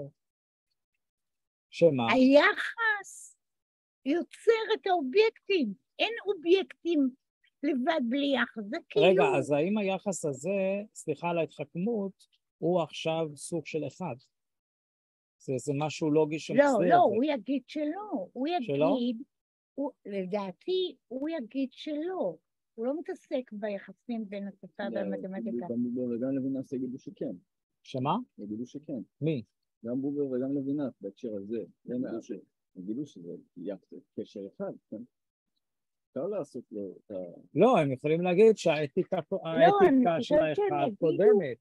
האתיקה כיחס. ברור, האחר הוא אחד. האחר הוא אחד. אתה יודע, שי, אתה יודע, כשלמדתי בלשנות, למדתי פונולוגיה, שהבנתי את הגאונות הזאת, שכל ייצור, כאילו יש איזה 7 אברי דיבור, וכל ייצור, אם אתה אומר רש, זה פלוס לשון, מינוס אף, מינוס שפה, פלוס, כאילו, ובעצם מייצר את כל האפשרויות, ואחת הסיבות שיפנים לא שומעים את ההבדל בין אל ואה, כי חסר להם את ההבחנה הזאת. אין להם, הם בשבילם, כאילו, האבחון הזה בין שזה לשוני ואר, כאילו אין להם, אצלהם בשפה, אין את האצפון הזה, אז הם לא... זה כמו צבעים. הם לא שומעים. זה כמו צבעים, הרבה מהצבעים זה שילוב של... וכשאתה מבין שאתה אומר ייצור, אז זאת מילה, איזה מילה מורכבת, ייצור שאתה אומר זה יחס בין האיברים הלשוניים, וכאילו זה יחס. זה לא הדבר עצמו, זה כאילו, זה מדהים שבסוף אתה מגיע בכל דבר לזה שכאילו האלמנטריות החשיבתית שלנו, שקודם יש אובייקט, ואז עכשיו נלמד מה עושה האובייקט הזה, וכאילו, זה פרימיטיבי. אבל הטקסט... זה חשיבה פרימיטיבית. שוב, אני אומר, אבל הטקסט מגיע, אני לא זוכר באיזה עמודה, הוא מגיע לחפור בעניין הסטטי, והולך לכיוון של מה זה נזילות, של יחסים, ושל אנחנו בתוך מים, באנרגיה בעצם, אפשר ללכת אפילו לאיינשטיין, ולתפיסות הפיזיקליות. האובייקט נובע מסביב שלא נתנו, כאילו מגמדים, כאילו כמה פרימיטיבי, אני עדיין שמה. זה וזה, מה היחסים ביניהם? זה לא נכון, היחס יוצר את האובייקטים, זה נורא קשה. זה קשה לנו אבל לתפוס את זה. יוצר את כי אנחנו רואים אובייקטים. את המסה. אנחנו רואים את האובייקטים בעולם. המחשבה שלנו היא מחשבה אובייקטלית. כן, אבל זה גם בגלל שזה יש משהו פרימיטיבי והבנה. אבל תחשבו על זה, נגיד מחשבת הגשטלט, שאני מזהה גשטלטים בעולם. זה אומר שאני מזהה אחד, דפוס של אחד. הפוך, גשטלט בדיוק אומר. למה? למה? הוא אומר, בלי הקשר, כאילו, אתה... למה? לא, בלי הקשר של האובייקט. ברור, אני מבין. מה? הגשטלט עושה מהקבוצה אחד, הוא נופל במלכות. הגשטלט אומר... אני מבין, הבקבוק... אתה מאבחן את העלה הזה, אתה רואה שיש פה עלה, אתה מאבחן, התבנית הראשונה שמתאימה. זה מבנה לקסיקלי, כן. התבנית הראשונה שמתאימה לזה זה צמח. עכשיו, אם הוא התחיל לשיר, אתה תשתגע, כי בחרת שזה צמח. אבל אני רואה עלה, הוא מובחן משאר העלים. אתה רואה, זה כאילו אתה עדיין חושב במושגים שיש הבדל בין פרספציה וקוגניציה. כאילו הגאונות של הגשטלט היה שהם הבינו שאין דבר כזה פרספציה לחוד. שכבר בתוך הפרספציה אתה רואה את התבנית, אתה בוחר לפי חזית ברקע, אתה בוחר לפי דרגת ההמשכיות הטובה, כל מיני שיש איזה 7 קריטריונים שהם בנים. בכלל אין כזה, אתה אומר אני רואה, זה טעות, וכאילו בתקופה שבאמת חשבנו שיש פרספציה. לא נכון, גם קאנט אומר את זה. מה? זה בדיוק מה שקאנט אומר, שאין הסתכלות שהיא לא נגועה במוסגיות. אין באמת אין רצפטיביות, אתה לא קולטן. אין פיתוח של גל, אין פיתוח של גל. במושגיות. אם לא היה קאנט לא עד השתיים. נו, בסדר. זה ברור לגמרי. הם כאילו קידמו את זה בפורמליזציה שהם עשו לאיך אני חושב ואני קובע את המציאות. הם אמרו אוקיי. ואז כאילו כל החלוקה היסודית היוונית שיש פרספציה שזה כל חומרי הגלם, שאתה רק מסתכל, ואז זה בא לקוגניציה ואתה עושה סדר. אין דבר כזה. אתה כבר עושה סדר. יורם אמר שהוא כבר, זהו, מאוחר לו? זהו, גם אני. כן, אז רגע, כן, נכנס את הדברים לאחד. נראה שכבר... לא, דיון נעצר כמו תמיד בצורה שרירותית. ניסינו בזמן הזה לעשות מה ש... כן. זה בין קטיעה לקטיעה. אני חשבתי שהטקסט הזה ומה שנעשה ממנו, כי הזה הוא לא אחד, כן? טקסט זה שאינו אחד, כן. שגדל מהפגישה הקודמת. חשבתי שהוא ראוי לעיון נוסף להתעכב עליו. אני מקווה שהצלחנו בזמן שהיה לנו להשיג משהו. לי זה היה מעניין, למרות ש... רגע, אז רק שנייה, נגיד תודה לכל השותפות והשותפים שלנו בזום. אם יש למישהו משפט שהוא רוצה להתייחס, יש לכם משהו? משפט סיכום? המשפט הסיכום שלי, אני חושבת שפחות מדי התייחסנו לנושא של המלטינג, של הנמס, שזה סתר הרבה מהדברים שכאן נאמרו, כי יש כאן הנושא הזה, לזה לפי דעתי לא הקדשתם מספיק. אוקיי. מקבל. כן. בסדר, אוקיי, טוב. תודה לכם, לילה טוב, חג שמח. תודה רבה. תודה רבה. ביי. תודה לך, שי. אני צריך תמיד איזה גייד. וזבורה, תודה לאירוח, תודה לך הקפת, תודה לך ישוע. תודה איציק, ביי. תודה מרים, תודה ביי. תודה רבה. ביי.